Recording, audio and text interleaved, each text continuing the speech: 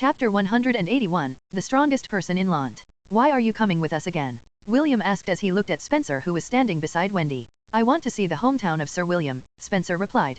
I will also not allow you to lay your hands on my little sister. I see. William nodded his head. He then turned his head towards the snot-nosed pansy who had his arms crossed over his chest. And your reason for joining us is? This was an order from my young master, Ian replied. I will witness the wedding in his place and present our gift to our seniors from the magic division. Right. William couldn't find any flaw in Ian's reply because Matthew and Leah were indeed est seniors. Also, the younger boy had consulted the two of them and asked for pointers several times on how to become a good head prefect for the magic division. Est needed to stay behind in order to monitor the magic division just in case they were dispatched for an emergency mission. Although the dungeon outbreaks were slowly getting under control, there was still a chance that the first years would need to be mobilized to provide aid. James didn't mind having more people with them and happily accepted to receive them as guests. He was extra courteous to Wendy and Spencer. William knew that his grandpa was thinking of having a private talk with Wendy again to discuss plans for marriage. Fortunately, Spencer was there to act as a buffer and prevent his gramps from having his way. When everyone was ready, the group used the Academy's teleportation gates to travel to the town closest to Lant.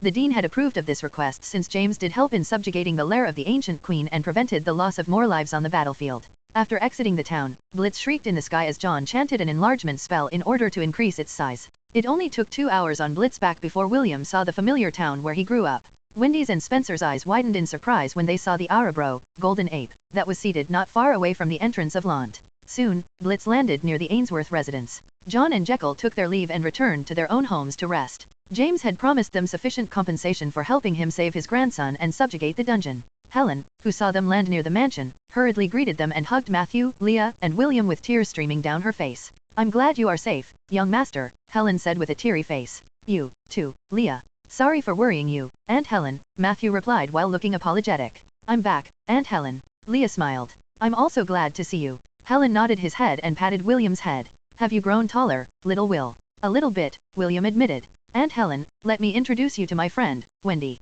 Wendy, this is my Aunt Helen. She has taken good care of me since I was a baby. Hello, Wendy. Nice to meet you, Lady Helen. Just call me Aunt, Helen smiled. Since little Will and you are friends, then there's no need to be too courteous. Wendy nodded her head. Thank you, Aunt Helen. William then turned to look at the tag-along brother and reluctantly introduced him to his aunt. This is Wendy's older brother, Spencer, William said. He likes to eat grass, so make sure to give him some fresh hay every day, Aunt Helen. Visit novelbin.cm for updates. Spencer ignored William's words and greeted Helen politely like how nobles did. Helen greeted him in return before making a gesture for them to follow her back to the residence. Since Helen and Ian were already acquainted, there was no need for introductions between them. Matthew and Leah had just entered the door when an anxious Anna hugged both of them while crying tears of joy. A few minutes passed before Anna regained her composure. She apologized to their guests for showing them an embarrassing sight during their visit. After kissing Matthew, Leah, and William on the cheeks, Anna and Helen went into the kitchen to cook a feast. William was left to entertain their guests as Matthew and Leah took a nap in their rooms.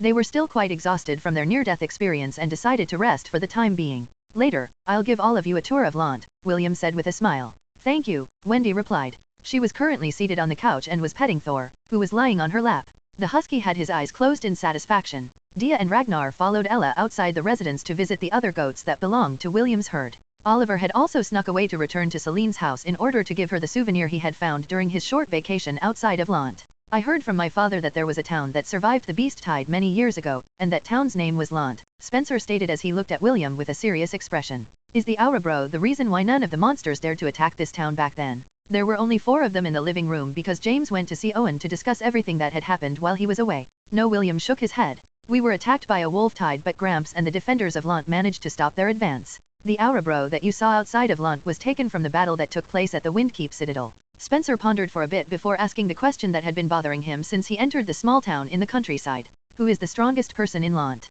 Spencer inquired. He was very curious about the power hierarchy of the only town that survived the disaster that happened many years ago. The strongest. William pondered for a while. In fact, he didn't know who the strongest person in Lant was. If it was a few years ago, he would have readily answered that his Gramps, James, was the strongest. However, his master, Celine, had shown amazing combat abilities in the battle against the golden-scaled crocodile. Then there was also the town's dentist, Mr. Jekyll. William had a nagging feeling that the dentist was a very powerful expert that even surpassed James and Celine's battle prowess. In the end, William decided to play it safe and gave an answer based on his preference. My master is the strongest, William replied with a smug expression. I wouldn't make her my master if she was weak, you know. I want to meet your master, Will, Wendy said. Is it possible? I'll ask her later if she will agree to meet you, William answered. My master is quite very shy around people. Ian snorted when he heard the shepherd mention his beautiful elven master. The snot-nosed pansy was quite sensitive to magic power. When he first met Celine, he had already known that she was someone he didn't want to mess with, if possible. However, that didn't change the fact that Ian hated her. The first reason was because she enslaved William. Ian loathed enslavement more than anything in the world. He even made a vow to eliminate all the slave traders he came across when he became stronger. The second reason was the fact that Celine was extremely beautiful. Just the thought of Celine turning William into her boy toy irritated him to no end. He had also heard rumors in the capital that beautiful and handsome half-elves were sold to become the bed warmers of their new owners. In some cases, the nobles even exchanged their slaves with each other in order to promote better relationships in the noble circle. While Ian was deep in thought, Wendy and Spencer were looking forward to meeting William's master. They wanted to see the person who had trained the red-headed boy and made him the way he was now. Is your master really that strong? Wendy asked. Yes. Master is very strong. William nodded in affirmation. She single-handedly dealt with a golden-scaled crocodile and its lackeys. That is how strong she is. What is her profession? Spencer asked. Master? She's a William forcefully closed his mouth as sweat oozed on his forehead. He almost forgot that dark mages were banned in the southern continent. If he were to say that his master was a dark sorceress, he wasn't sure how his two guests would react.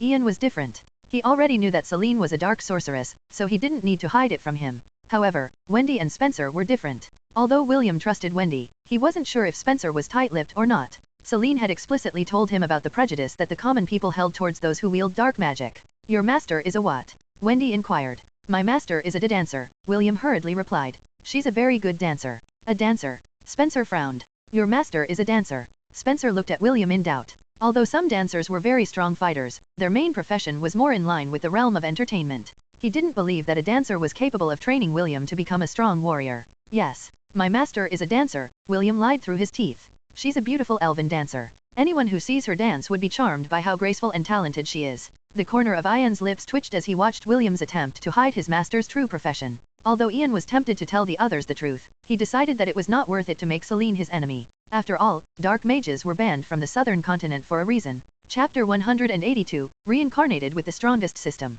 A dancer. Celine covered her luscious lips and chuckled. You told them I'm a dancer? Very funny, little Will. Sorry, master, William replied. I wasn't thinking properly at that time. Don't worry. Even if they ask me to dance, I won't do it. Celine propped her chin on the palm of her hands as she looked at her one and only disciple. Enough about that for now. Tell me everything that you have experienced in the academy. William could only give his master a stiff smile as he narrated the series of events that had happened to him in the academy. From the time he had taken the entrance test up to the point where Oliver helped him save the dungeon cores. Speaking of which, where are these dungeon cores? Celine asked. Rather, the souls of these dungeon cores. William glanced at Oliver and the latter just avoided his eyes. It seems that he didn't tell Celine everything that happened, so that William could tell her himself. After the twin cores used their energy to give birth to Dia, Thor, and Ragnar, they went into hibernation deep inside my sea of consciousness, William replied. Second Master said that they would sleep for a very long time, and it might take many years before they wake up.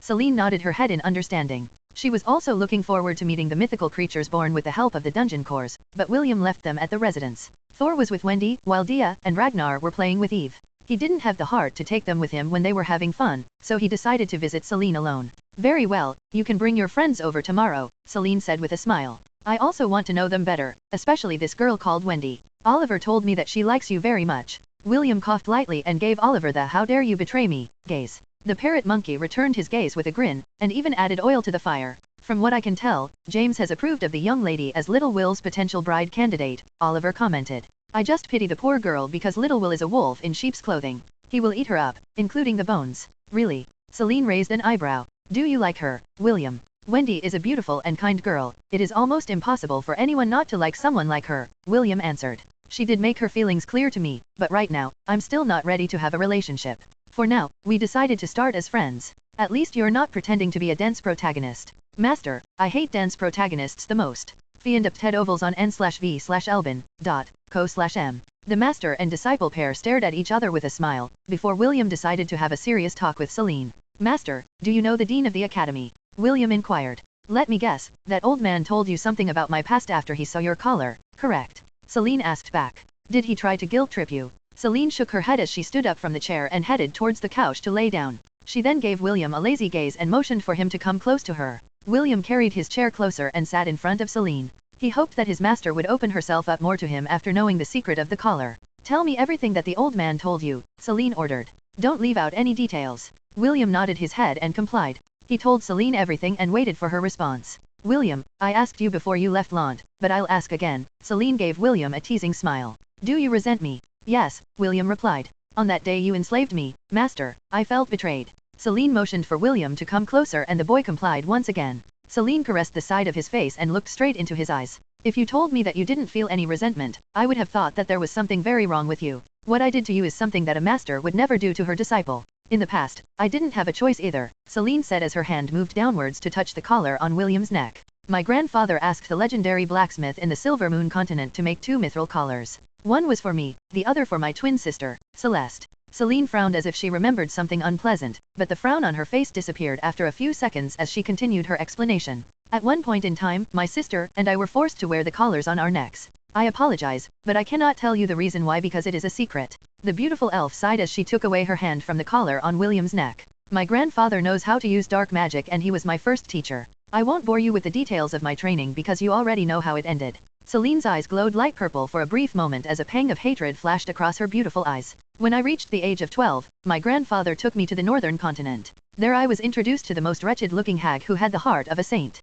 She treated me like a real daughter and gave me love more than my real mother ever did. There she taught me everything she knew about dark magic as well as how to wield the spear. She was the family I never had and I miss her terribly. With her guidance, I was able to step into the ranks of the dark sorceress. Celine closed her eyes as images of her past flooded her mind. Unfortunately, all the good, and the bad times, must come to an end. When I was 20 years old I had to say goodbye to my second mother and moved here in the southern continent. We still exchange letters at least twice a year, but I still miss her terribly. With that said, our circumstances are quite similar as well. The one who raised you was Ella, and I was raised by a hag. Celine grinned. Our only difference is that you still have a family here, while I only have Oliver to keep me company. And I will continue to accompany you, mistress, Oliver commented from on top of his perch. Even if you were to go to a sea of fire, I will always be by your side. Thank you, Oliver. You're welcome, mistress. Celine then shifted her attention to William. This time, she had a serious expression which she rarely showed to the red-headed boy. Don't apologize to me, because I won't apologize to you, Celine said.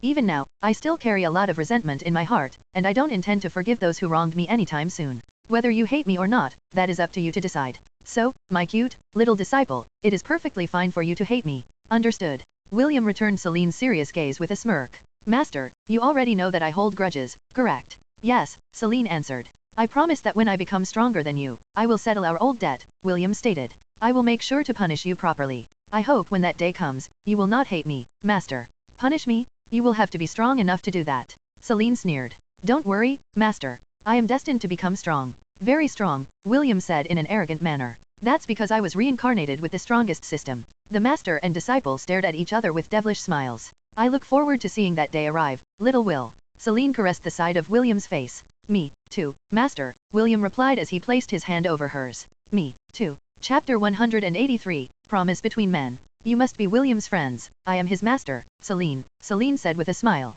Just call me Lady Celine. It's a pleasure to meet the two of you. The next day after William and Celine had a heart-to-heart talk, he brought Wendy, Spencer, Ian, along with Dia, Thor, and Ragnar to Celine's house. Aside from meeting his friends, his master was also very curious about the 3 mythical beasts that had become part of William's family. The pleasure is ours, Lady Celine, Wendy replied. Spencer was dazed by Celine's beauty and was not able to answer in time. Fortunately, Wendy's reply broke him from his trance and he immediately gave his greeting. It's an honor to meet Sir William's master, Spencer greeted. William had a smug look on his face when he saw Spencer's reaction. Celine was certainly a peerless beauty and only a handful of ladies in the southern continent could match her. Ian stared at his nemesis with a neutral expression. I've heard that William became the head prefect of the martial class in the Royal Academy. Is he doing a good job, or is he just lazing around? Celine inquired in a teasing tone. The head prefect is very capable, Lady Celine, Spencer replied. To this day, I never thought that a shepherd would be able to get the most sought-after position in the academy. It opened my eyes as to how vast the world is. I agree.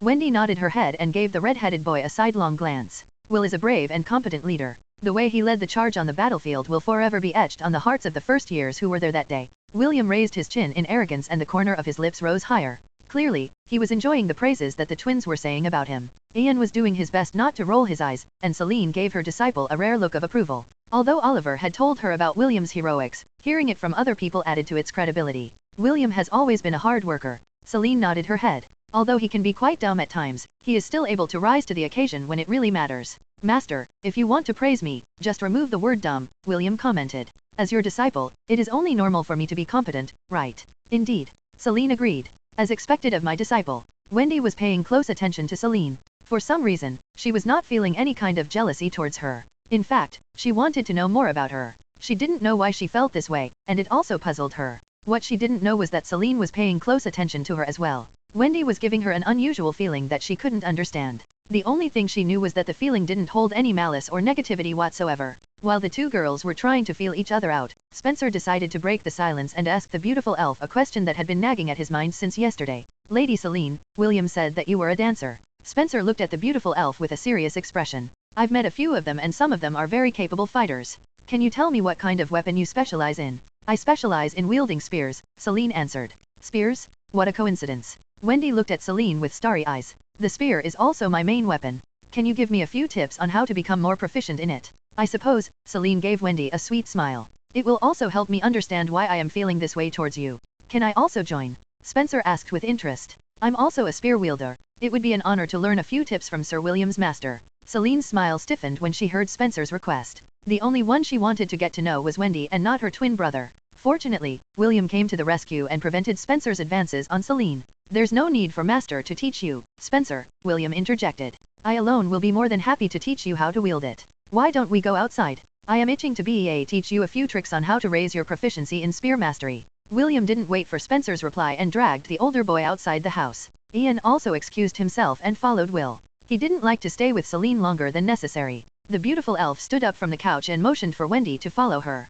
They headed towards the basement where Celine's training room was located. Oliver, on the other hand, was pondering something important. He had discovered something unusual with Wendy, but he was not someone who liked to gossip about others' secrets. Celine knew Oliver's personality, so she didn't bother to ask him. Although it was troublesome, the elf had her own ways to find the answers to her questions. LL nu estirais at N0VE/LBI/.cm. In a small grove located at the east of Lant, Leah and Matthew held each other's hands as they faced a man wearing a traveler's cloak. It was none other than Leah's and Cedric's father Sabas. I knew that this day would come, but I never expected it to come this soon, Sabas said as he looked at his daughter with gentle eyes. When he shifted his eyes on Matthew they became as sharp as a blade, but the latter didn't flinch and stared back with an unwavering gaze. Sabas stared at his future son-in-law and sighed in his heart. He didn't have any complaints about Leah marrying Matthew. Quite the opposite, he was quite satisfied with him. His only concern was whether the young man would be able to make his daughter happy. If you make my daughter cry, I swear that I'll beat the crap out of you, Sabas stated. Not even your grandfather can stop me from wiping the floor with your face.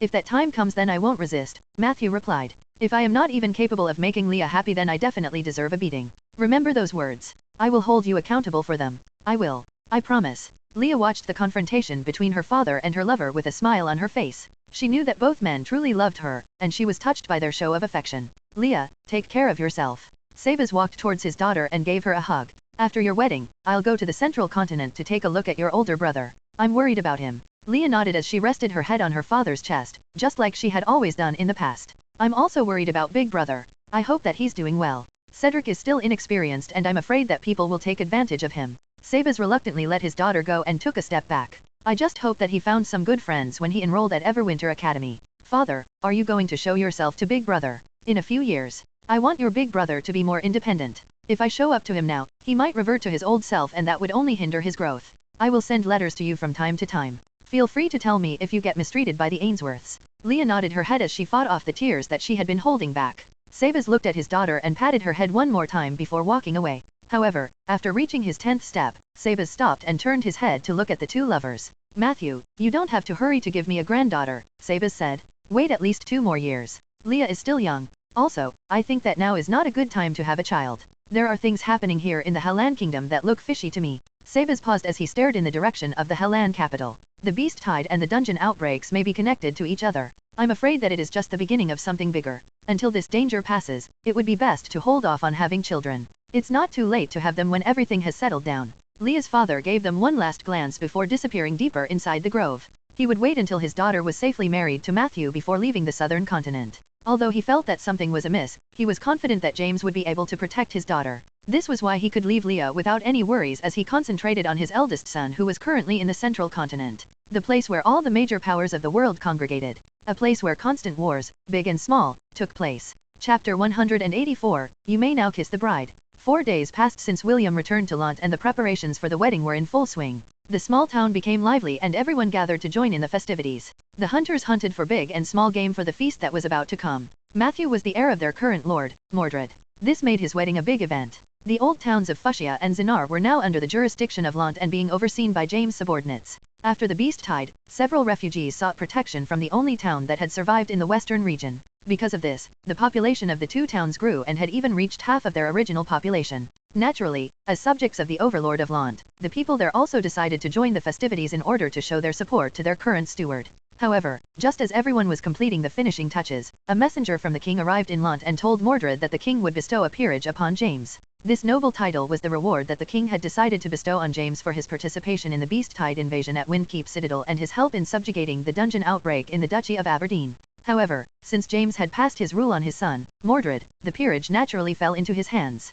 A/N, the Baronet of Lont is Mordred since James had retired from his position. Naturally, Mordred would need to go to the capital in order to formalize the bestowment of his peerage. However, he was not in a hurry. He would accompany William, Matthew, Leah, and the rest, back to the capital and just meet the king afterwards. The western region was still in a state of recovery. Even though some of the lands had been claimed, there were still a few without any owners. The king needed some trusted people to oversee these lands. He wanted these lands to be cultivated in order to help the kingdom recover financially through trades of goods and resources. The towns of Lont, Fuchsia, and Zinar, combined, were big enough for someone with the title of Viscount to manage. This was also a major factor that affected the king's decision. If he were to make Mordred a marquis, then he would definitely encounter staunch opposition from the nobles of the kingdom. His original plan was to make Mordred an earl, but after giving it more thought, he decided to play it safe and just settled for Viscount. When this news arrived in Lont, William gave his gramps 2 thumbs up in his heart. He was amazed at how James was able to secure benefits while doing as he pleased. Naturally, the townspeople became ecstatic with the news because Mordred's inherited rank was only that of a baronet. Leah didn't want to have a grand wedding, but her future husband's position was a bit special. Because of this, she didn't have a choice and allowed herself to be dressed up by an over-enthusiastic Anna and Helen. How envious, Wendy said as she looked at the white dress that Leah would be wearing for her wedding. Why are you envious? Spencer asked. When you get married, your wedding will be grander than this. Wendy gave William a sidelong glance, while blushing. This gave Spencer a headache because his sister's feelings for William remained strong even though the latter asked her to start their relationship as friends. William, on the other hand, was feeling at peace. After he had his talk with Celine, the guilt in his heart had been cleared up.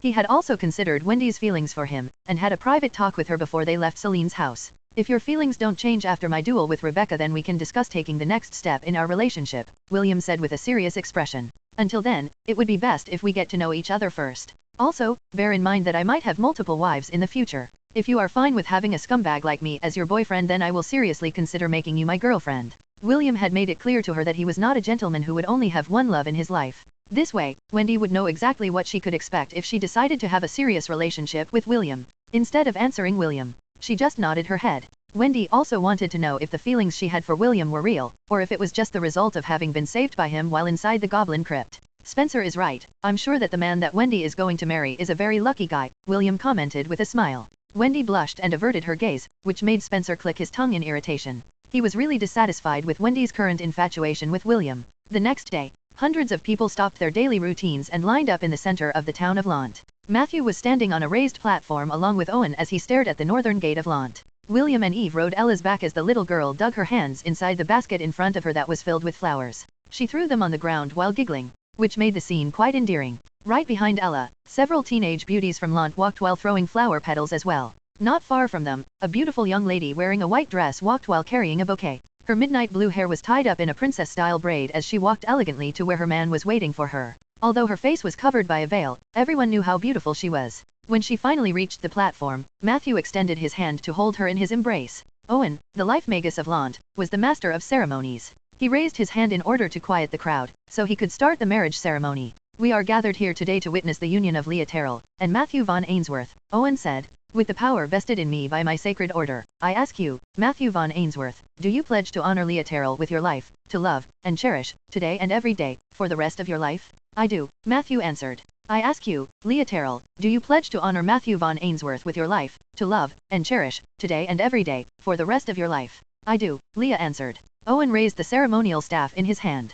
Bow to the heavens and earth, Owen ordered. Leah and Matthew bowed towards the north. Bow to honor the gods, Owen ordered. Fiend Ted ovals on n/v/elbin, co/m. Leah and Matthew bowed towards the south. Lastly, bow towards each other, Owen ordered. Matthew and Leah bowed to each other. With the gods and the citizens of Lant as my witness, I now pronounce you husband and wife, Owen declared with a smile. You may now kiss the bride. Matthew gently parted Leah's veil and gave her a long and passionate kiss. A round of cheering and whistling reverberated through the town as the citizens showered their future lords with their blessings. James laughed out loud while patting Mordred's shoulder. Mordred held Anna's hand as the latter leaned her head on her husband's shoulder. Tears streamed down from her eyes, not out of sadness, but of happiness, for her eldest son had finally found the love of his life, like she did, many years ago. William watched this scene with a big smile on his face as he held his adorable cousin in a protective embrace. Not far from him, Celine stood wearing a beautiful dress and veil. She usually doesn't join such festivities, but this time she made an exception. James and the people of Lant had been good to her, so she deemed that it was necessary to participate in Matthew's wedding ceremony. Wendy, Spencer, and Ian joined the others as they applauded the newlyweds. Everything was going smoothly when suddenly, dark clouds covered the sky, and thunder roared in the heavens. A strong gust of wind blew over the town of Lant, which immediately put a stop to the cheering. Everyone looked up in the sky and saw 3 giant black bats with blood-red eyes staring at them as they flapped their wings. Standing on top the bats were 3 people wearing hooded robes. Just one glance and one could tell that they didn't come to give well wishes to the bride and groom. A wedding? Looks like we came at the wrong time, one of the hooded people, who was standing on the giant bat on the right, said with a cheerful voice. Actually, we came at the right time, the man in the middle chuckled. I like weddings. It is the perfect opportunity to snatch the bride and ravage her in front of her groom. The hooded person standing on the left raised his hand and a dark orb of magic manifested above him. We will all give you 2 choices, the hooded person shouted. The first is to submit to us and follow our bidding. The other? Die without a full corpse. Now choose. Matthew stepped in front of Leah in order to block the lascivious gaze of the hooded man looking at his wife. Owen stepped forward and positioned himself in front of Matthew. Deep down, the old man was sneering. He wondered if the 3 idiots' heads had been kicked in by donkeys. Fortunately, the wedding had just ended. If they came while they were in the middle of the ceremony, the 3 bastards would have definitely suffered a fate worse than death. Celine looked at the 3 intruders in disdain. If they had attacked any of the other towns in the western region, then their chances of succeeding were very high. The only problem was that they were only a bunch of small fries that had unknowingly stepped inside a lion's den. Father, let me handle them, Mordred said with a devilish smile. Ha ha ha, there are 3 of them, James replied. You can handle 1. I'll handle 2. William, who was seated on Ella's back, had the same devilish smile that was on Mordred's and James' faces. The thunder and lightning in the heavens rumbled and made William feel that it was a good opportunity to vent out some frustrations. System, change my job class to Prince of Thunder. Job class has been successfully changed. I am looking forward to seeing some fireworks. William's smile grew wider when he felt the power of lightning within the dark clouds answer his call. He had long awaited the day when he could test the power of the prestige class, but his lack of mana and encounters prevented him from doing so.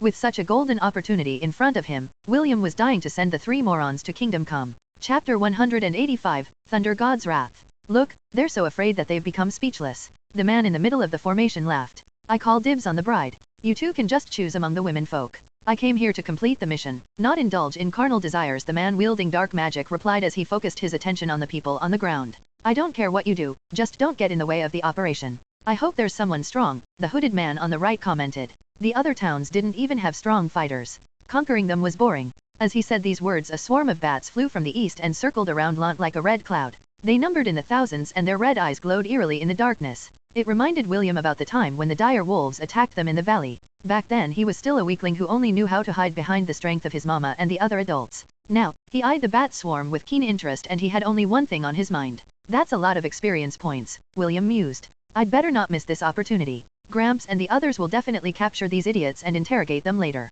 For now, I need to make sure that the small fries don't get away. William used his appraisal skill and checked the monsters that were presented to him as a sacrifice. Red-eyed Screecher Bat. Vampire Bat. Threat level, B, mid. Uses powerful supersonic attacks in order to neutralize its prey before going for the kill. Resistant to dark magic. A species of vampire bat that thrives in places where high concentration of miasma can be found. Red-winged vampirelings. Vampire Bat. Threat level, E, low. With a wingspan of 2 feet, this vampire bat usually hunts in groups in order to take down bigger prey. Its fangs carry a mild paralyzing venom that it uses to incapacitate its prey. A species of vampire bat that lives in places where death and decay abound. Although they are only class E, they make up for their weakness through sheer numbers, William smirked. Well, it's fine. They're free experience points anyway. William caressed the side of Ella's neck in order to pass his message to her. Having been together for many years, the Angarian goat already knew what William was thinking. She moved away from the crowd and went to the southern side of Lant where the number of people was scarce. Celine noticed her disciple's movements, but didn't do anything to stop him.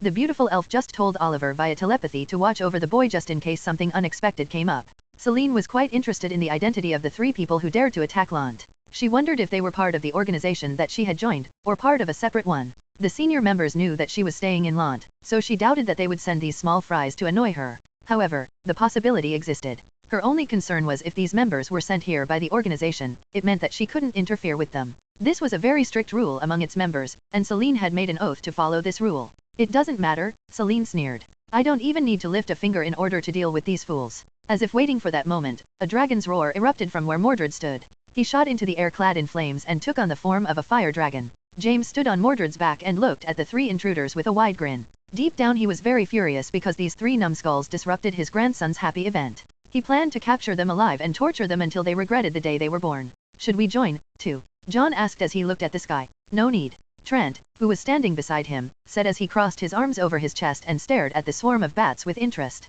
Too bad they're in the air. Marcus rubbed his chin in disappointment. I kinda want to join the action. Several of the masters of Lant also feel the same way. They were quite annoyed that their festivities had been ruined by these 3 gatecrashers. On a hill overlooking Lant, William held Eve securely in place as he sat on Ella's back. Flashes of lightning bolts snaked within his pupils as his lips moved to utter a chant. When dark clouds hang on the horizon, and the roar of the heavens announce their presence, it is now time for me to break the silence. Lightning ever weaving, thunder ever seeking, I call upon you now. A deafening roar of thunder shook the sky and lightning bolts snaked the heavens like wild dragons, waiting for the call of their lord. William raised his right hand and pointed at the swarm of bats in the distance. Oliver observed this scene with a curious gaze as he sat on a tree branch. The power I wield would obliterate one and all, William said as his eyes glowed with power. Pierce through the darkness and hear my call. Thunder God's wrath. Like a clap of thunder, William's words echoed through the dark sky. A blinding flash of light illuminated the battlefield and everyone was forced to cover their eyes due to its radiance. What followed next was an ear-deafening rumbling that descended from the heavens. Evade! James shouted. Mordred hurriedly nosedived to the ground to escape the unexpected rain of lightning bolts that came out of nowhere. A stray lightning bolt snaked towards them, but James calmly swatted it aside with his giant axe. His eyes glowed in wonder and disbelief at the scene that was happening in front of his eyes. It was then when the image of a young boy with red hair and light green eyes flashed briefly inside his mind. Could it be? James thought in disbelief. Is this William's doing? Unlike James, who had dealt the lightning bolt calmly, the 3 villains were caught completely by surprise. Fortunately, they were strong enough to resist the lightning bolts, but they were injured pretty badly. Their mounts, the red-eyed screecher bats, on the other hand, shrieked in pain as the rain of lightning hit them left, right, and center. Although their bodies were strong, getting assaulted by dozens of lightning bolts still left them helpless. Soon, the screecher bats crashed to the ground after being mercilessly assaulted by lightning bolts. As for the bat swarm, they fared no better. In fact, almost all of them were obliterated when the lightning storm descended. Any bat that was grazed by a lightning bolt burst into flames and illuminated the dark sky with their fiery blaze. The citizens of Lant looked at the blazing sky in awe as the threat that once presented itself was burned away before their very eyes. Owen had erected a barrier on the ground to prevent any of the citizens from getting hit by stray lightning bolts. Several of the experts of Lant worked in tandem to ensure that none of their people got hurt in the crossfire. Meanwhile, on the hill overlooking the incident, sweat streamed down the side of William's face as he looked at the devastation he'd caused. This was the first time he had used the power of the Prince of Thunder, and he wasn't expecting that it would be this destructive. For a brief moment, William thought that he had seen a glimpse of what the end of the world would look like, if it were to really happen. The lightning storm didn't differentiate from friend or foe and simply struck everything within striking range. Fortunately, Barbados had remodeled the defenses of Lant and activated a protective shield that was further strengthened by Owen's magical barrier. Next time I use this, I better ensure that no one is around, William thought as he patted Eve's head. The little girl got scared of the thunder and lightning and was currently bawling her eyes out on William's chest. The bat swarm only had a tenth of its original number by the time the effects of the skill subsided. The survivors screeched anxiously as they flew away in haste. Gained EXP, 270,000. Name, William von Ainsworth. Race, half-elf. Health points, 5,500/5,500. Mana, disabled. Job class, Shepherd, LVL 30. Subclass, Prince of Thunder, LVL 17. Fee and up TED ovals on n/v/elbin. Co/m. Strength, 55, +10. Agility, 50, +10. Vitality, 30, +10. Intelligence, 60, +10. Dexterity, 45, +30. Stats EXP, 77,391/438,257. Prince of Thunder LVL 17.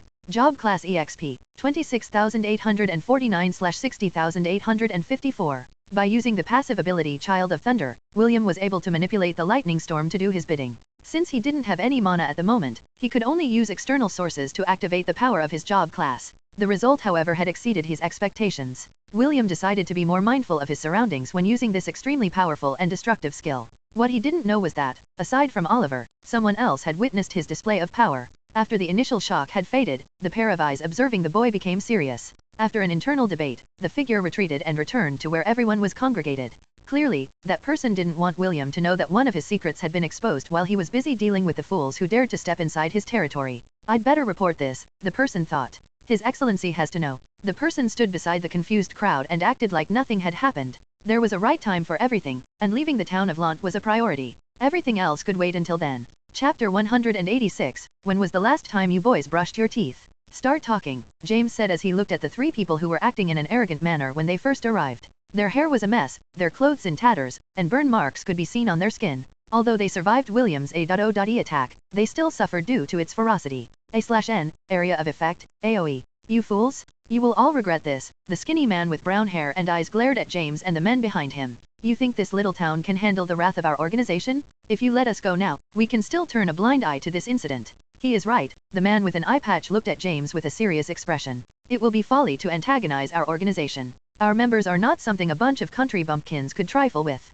Only the dark mage looked at James with a frown. As a wielder of magic, he was very sensitive to strong presences and right now, he was in front of not only one, but several strong people. People that were far stronger than him. I see, so you don't want to talk, James replied with a smile. That's fine. Jekyll, I'll let you handle them. Ha ha ha, this is going to be fun, Jekyll commented as he looked at the three people with a wide grin. James and the others left the room and allowed the dentist of Lant to handle the interrogation. Among them, no one could compare to Jekyll when it came to making people talk, including Ezio. They were confident that they would get their answers in less than an hour after Jekyll was finished with them. The two people looked at Jekyll with a sneer. They were still thinking that the prim, proper, handsome, smiling man in front of them was just there to intimidate them. This was not the first time they had experienced an interrogation and most of those interrogators all had the same ending and that was death. Jekyll calmly took a chair and sat in front of the captives with a smile. Tell me, when was the last time you boys brushed your teeth? Jekyll asked. The man wearing an eye patch spat on Jekyll and his spit landed on the dentist's well-ironed pants. The skinny man laughed due to his comrade's actions and did the same. His spit landed on Jekyll's clothes, which made the dentist's smile widen. I guess I need to give the two of you a crash course on proper dental hygiene, Jekyll commented with a smile. Soon, loud, begging, cries for forgiveness resounded inside the room. The dark magician closed his eyes and gritted his teeth because he couldn't stomach what he was seeing. If possible, he also wanted to cover his ears, but his arms were firmly tied behind his back. The only way he could keep his sanity was to close his eyes and use his willpower to endure the horrible screams beside him. He was already regretting coming to this backward place with the intention of lording over the newly built territories on the western edges of the Hellan Kingdom. I hope Jekyll doesn't break them, Owen said as he blew circles of smoke with his pipe. I don't want to waste my potions on these lowlives. James just smiled at the stingy life magus complaint. How are the townspeople? James inquired. Have they calmed down? Don't worry about them, Owen waved his hand casually. They are currently enjoying the grand feast that our hunters prepared. I'm sure that this whole incident will just turn into gossip in the future. That's good. James nodded. I hope that my grandson and new daughter-in-law will not mind this small incident and enjoy their honeymoon. Dwayne, who was drinking some alcohol at the side, grinned.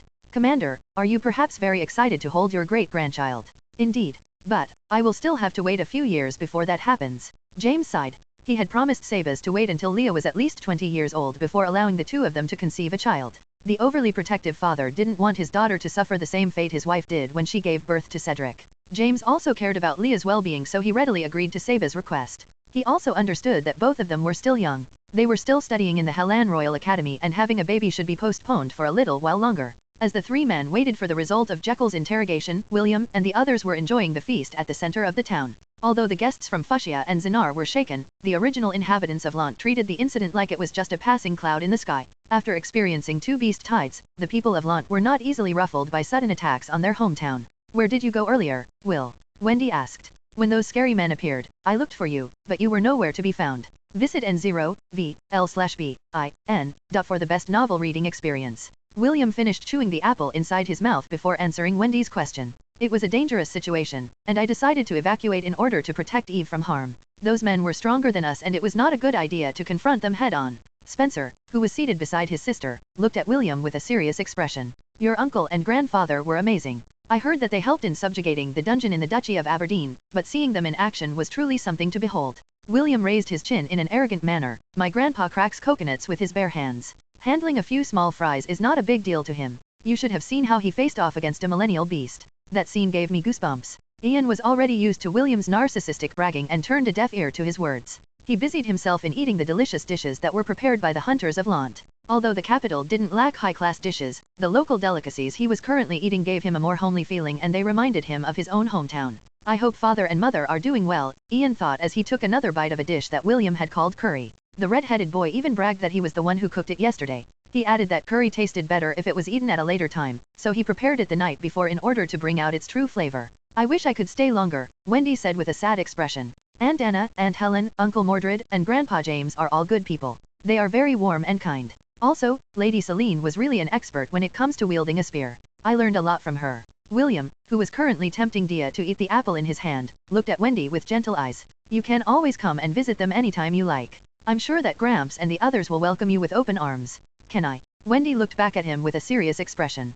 Can I really come and visit them anytime? Of course. Good. Then I'll come and play with Eve again when there is an opportunity. Wendy's mood was lifted due to William's words and she handed a drumstick to Thor in order to reward him for being a good boy. Ragnar was currently eating a steak on a wooden plate beside William's feet. Although they only grew stronger by eating beast cores, it was perfectly fine for them to eat ordinary foods as well. I'm still curious. Spencer gave William an inquiring gaze. Just who are those men? Do they have comrades? If yes, this needs to be reported to the capital and fast. You don't have to worry about that, William replied. Uncle Mordred will be going with us back to the capital. He will deliver the news to His Majesty while waiting for his peerage to be bestowed upon him. That's good to hear. Spencer nodded. He once again stared at his head prefect for a brief moment before focusing on the food on his plate. Whatever thoughts he had on his mind right now, he hid it behind a calm facade. After the festivities, James called William to his room that night to talk about important matters. You're the one that manipulated that lightning storm, right? James asked. William nodded his head because there was no use hiding this secret to his grandfather. Is this the first time you have done such a thing? Yes. James sighed and massaged his forehead. William, what you did was dangerous. Fortunately, the defenses that we installed in Lant kicked in right away. Also, the veterans were present so the damage was minimal. No one also got injured because Owen and the rest acted fast enough. If you had chosen a different occasion to use that ability, I'm afraid that we might have suffered casualties on our side. James said this in a calm manner, but William's guilt was enough for him to feel ashamed of his actions. He didn't think ahead when he used the skill Thunder God's Wrath. All he wanted to do was to take the opportunity to test his ability. I'm sorry, Grandpa, William replied. I will be more careful in the future. James didn't punish William because he knew that his grandson was truly repenting for his actions. However, there was one more thing that he had to make sure of no matter what. Were there any witnesses when you used that skill? Only Eve, but I doubt that she was aware of what was happening. James nodded his head and only reminded William not to recklessly use the power of lightning again, especially when in public. After all, this was a secret that they had to keep until William became strong enough to protect himself. 3 days later, the group including the newlyweds returned to the Hellan capital along with Mordred. Although their honeymoon only lasted a few days, the two people radiated happiness which made William envious. Wendy chatted with Leah from time to time while giving sneaking glances at William from time to time. The two girls would giggle every now and then, which made William feel his stomach churn for some unknown reason. They were currently on the back of Blitz and were flying towards the nearest town where a teleport gate was stationed. From there, they would teleport straight to the capital. When they arrived at the capital city, Gladiolus, Mordred escorted the children to the academy before going to the castle to meet the king. Before they left, James had given Mordred a confidential letter. The information that they squeezed out from their captives was quite alarming that James decided to share the information with the king. He hoped that the Hellan kingdom still had some forces left in order to deal with the new threat that they were about to face. Chapter 187, Order of the Angarian War Sovereign Part 1. In a private room used to entertain special guests in the palace, Mordred sat in front of the ruler of the Hellan kingdom, King Noah Ernest VI Hellan. Are you sure this information is credible?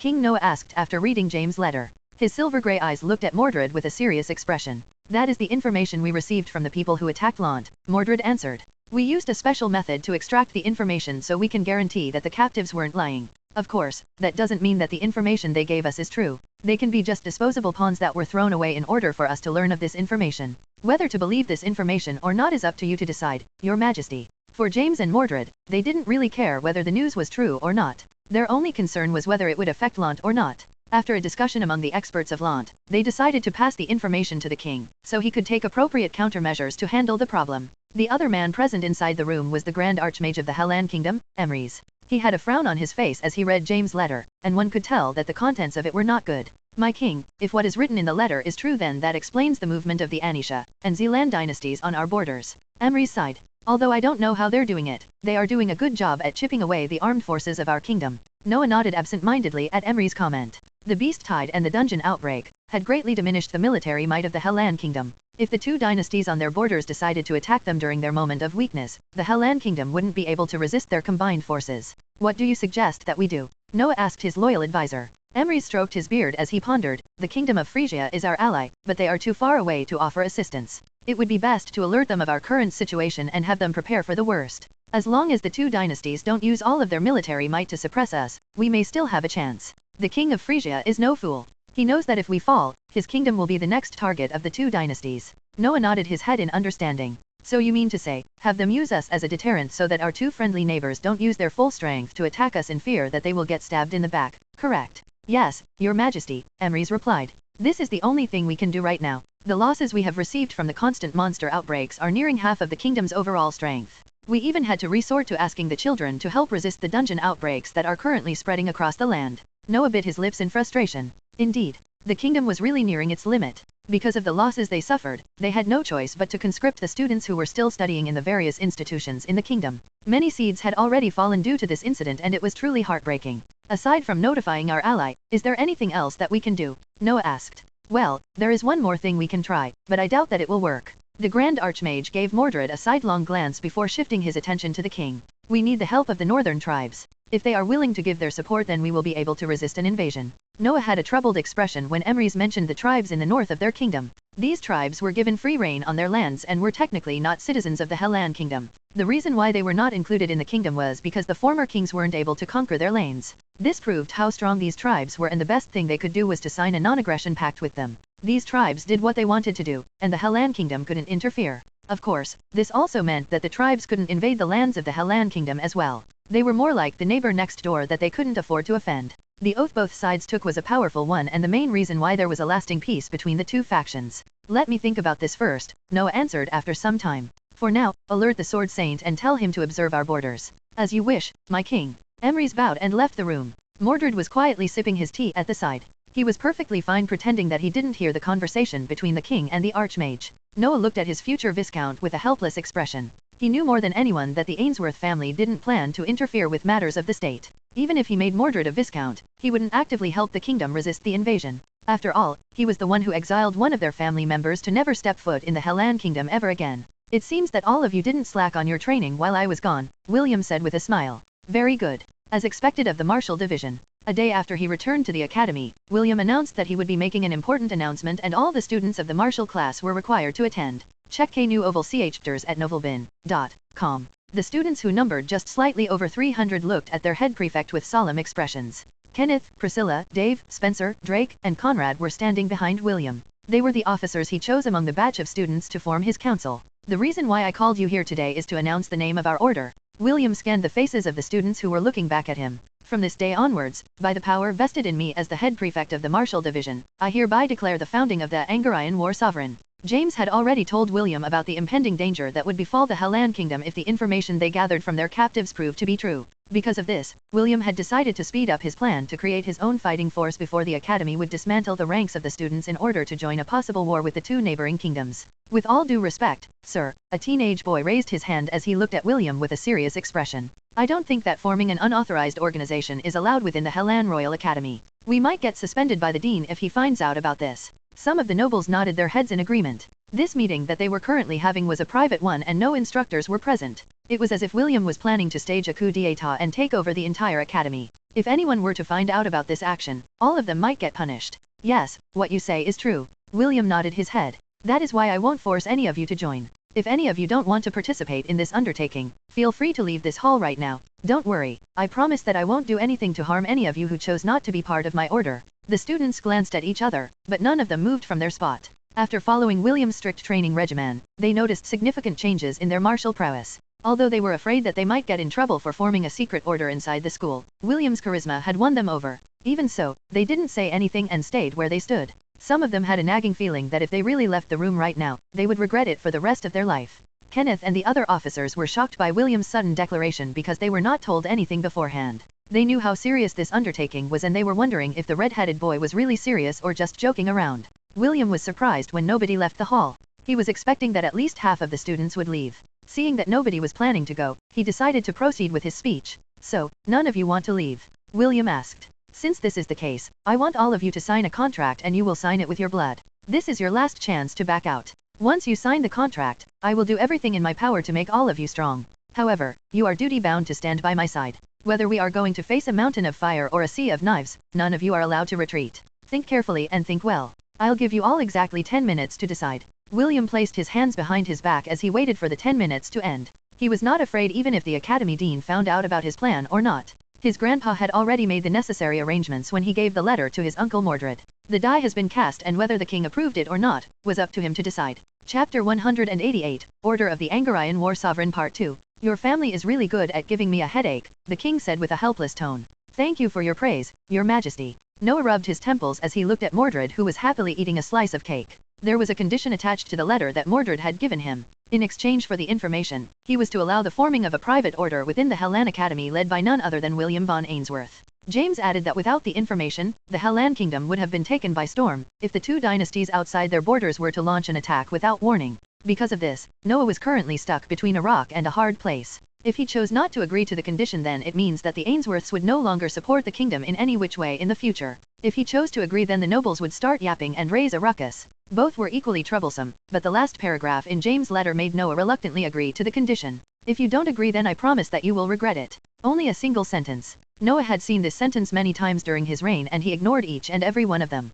However, when it came to this particular old man, he had to take it seriously. Noah knew that deep inside, James had grievances with him. When the king exiled James' son, Morgan, from the kingdom, the old man started to give Noah the cold shoulder. William's grandpa, James, served the former king and they were very close. The former king even wanted to make James a duke, but the latter declined and only settled for the lowest rank of baronet before leaving for the farthest edge of the western region. There he built a small town, and stayed there ever since. Far from the politics of the king and the nobles. Only the old generation knew of how formidable he was, and all of them could attest that he was the last person they wanted to mess with. Only the next generation, like Rebecca's father, were unaware of how influential James could be. All it would take for James to silence them forever was to lift a finger, and it would be done. The only reason why Rebecca's father was still alive was because of the old fox Lawrence. He and James were good friends and had been on the battlefield together. In order to give him face, James decided to let them off the hook. If the tribes were the overlords of the north, then James was the hidden dark lord of the west. Noah had to tread carefully when dealing with these two forces. All these years, James didn't ask for anything. Even when he took the towns of Fushia and Zinar, he didn't expand his lands any further. He conducted himself in a manner that even Noah found it hard to find fault in his actions. James restrained himself and did it well. Because of this, Noah reluctantly agreed to give William a badge that allowed him to form his own order. Such a shame, I was planning to add him to the Knight Order of Gladiolus after he graduated from the academy, Noah lamented. He had already made the necessary arrangements by giving Est the badge of the Knight Order, so that he could pass it to William. It was his way of bringing the next generation of Ainsworths under his wing. Who would have thought that the old fox, James, had seen through his move? Ezio had already reported to James that William had acquired the badge of the Knight Order from Est. This was also why the old man was forcing Noah to allow William to establish his own order, an organization that would be recognized by the Hellan kingdom. That way, he would have his own private force. What better place to recruit members for that private force than the best academy in the Hellan kingdom? This was the only part that made Noah's heart itch. He silently cursed James for shamelessly using the talents of the kingdom to raise his grandson's private army. Back in the grand hall of the Solaris dormitory, after the 10 minutes had expired, the majority of the students had come to their senses and left the hall one by one. A soft sigh escaped William's lips and the officers behind him thought that he was sighing in disappointment. What they didn't know was that William was actually sighing in relief. Forming an order was not an easy thing to do. In order to arm his subordinates, he needed gold and other resources. Read LAD-ST chapters at no.v.e.l.bin/.c/o/m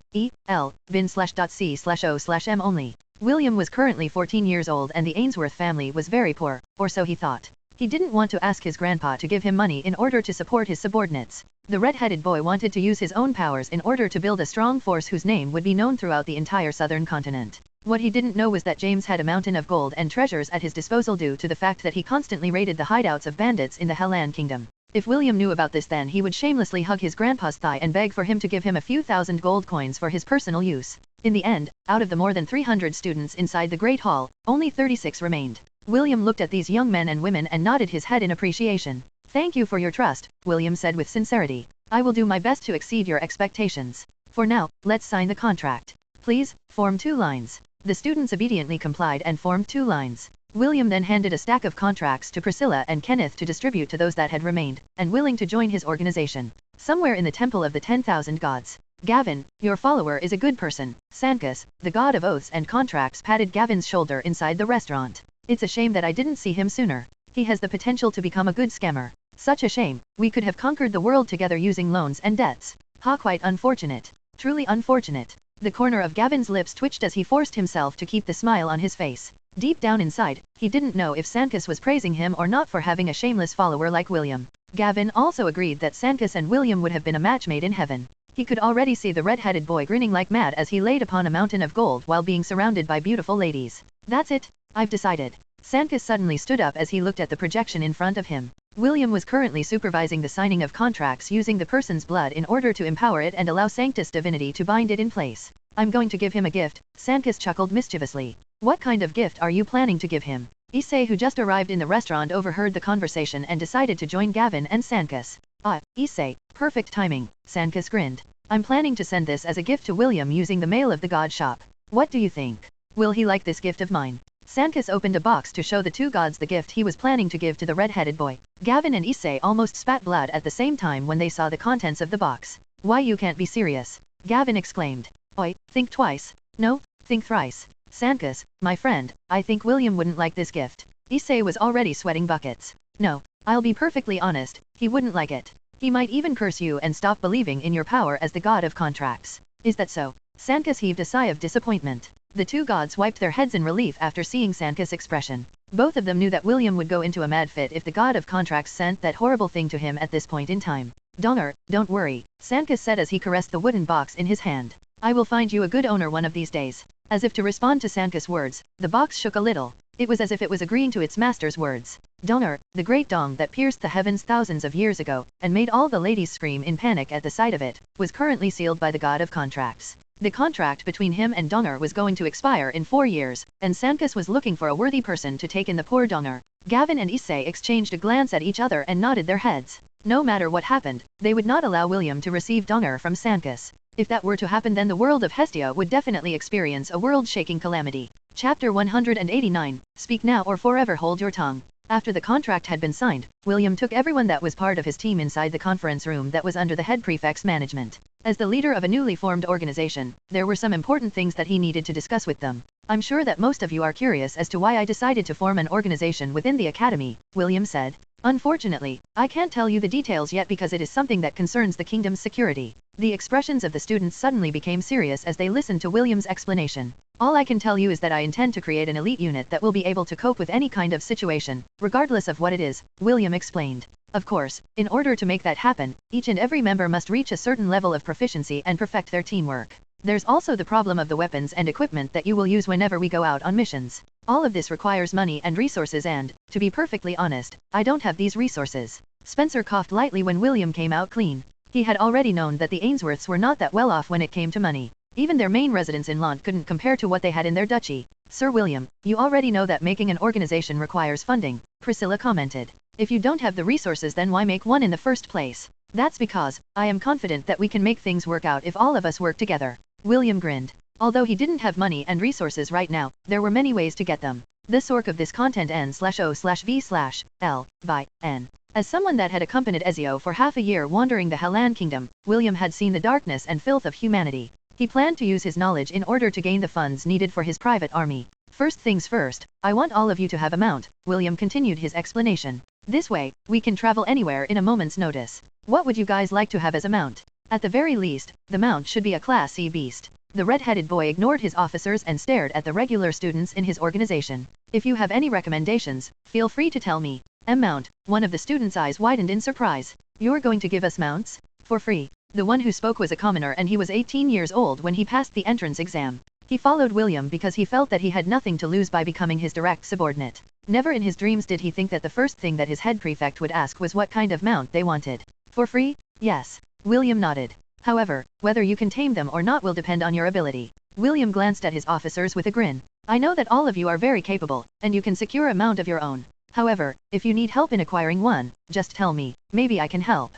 Just take note that the limit is a Class C beast. It can't go higher than that? The students got really excited and started to discuss what kind of beast would be ideal for them. William watched this scene as he sat leisurely in his chair. What he didn't know was that inside the dean's office, Simon, the current dean of the Hellan Academy, was rubbing his temples due to the letter that had just arrived a few minutes ago. Noah had informed Simon that the kingdom was about to recognize a new knight order that would be called the Angarian War Sovereign, or AWS for short. He was tasked to prepare for a short ceremony within the academy grounds for this new order to be recognized by the entire student body. Celine, your disciple will be the death of me, Simon sighed as he put the letter aside and looked at the ceiling. Just what in the world is happening? This was the first time that a first-year student would become the head of an organization that would be given the same rank as the Knight Order of the Hellan Kingdom. This was not a simple thing to do because this would basically give William the rank of a general in times of war. Simon couldn't think of a single reason as to why the king would do something like this. If not for the fact that the letter was delivered with the king's official seal, he would have thought that this was just a prank made by the red-headed boy. The dean of the academy rubbed his tired eyes as he stood from his seat. He had to obey the king's wishes and discuss it with the staff. Simon also wanted to have a private talk with William to ask him why something like this was approved. Est hastily left the magic class division along with Ian and Isaac after reading the king's letter. He couldn't believe that the shepherd he knew would do something like this. William had just left Lant for a week, and when he came back, he became the leader of a new knight order. This was something unheard of. The reason why he rushed to the martial class division was to confirm whether this news was true or not. Depending on its credibility, he might need to change his plans when it came to interacting with the boy who seemed to be hell-bent on forming his own private army. Unfortunately, when he arrived at the martial division, he was barred from entering. The guards said that the head prefect had ordered them to not allow anyone aside from the martial division to enter the premises, because he was going to discuss something important with the first-year students. Because of this, Est had no choice but to return empty-handed, and wait for the boy to come and find them after the meeting was done. William sat comfortably on his chair, not knowing that he had alarmed many influential people in the capital. Currently, the students were discussing the kind of mount that they wanted. The commoners were very excited, and it affected the mood of the lesser nobles as well.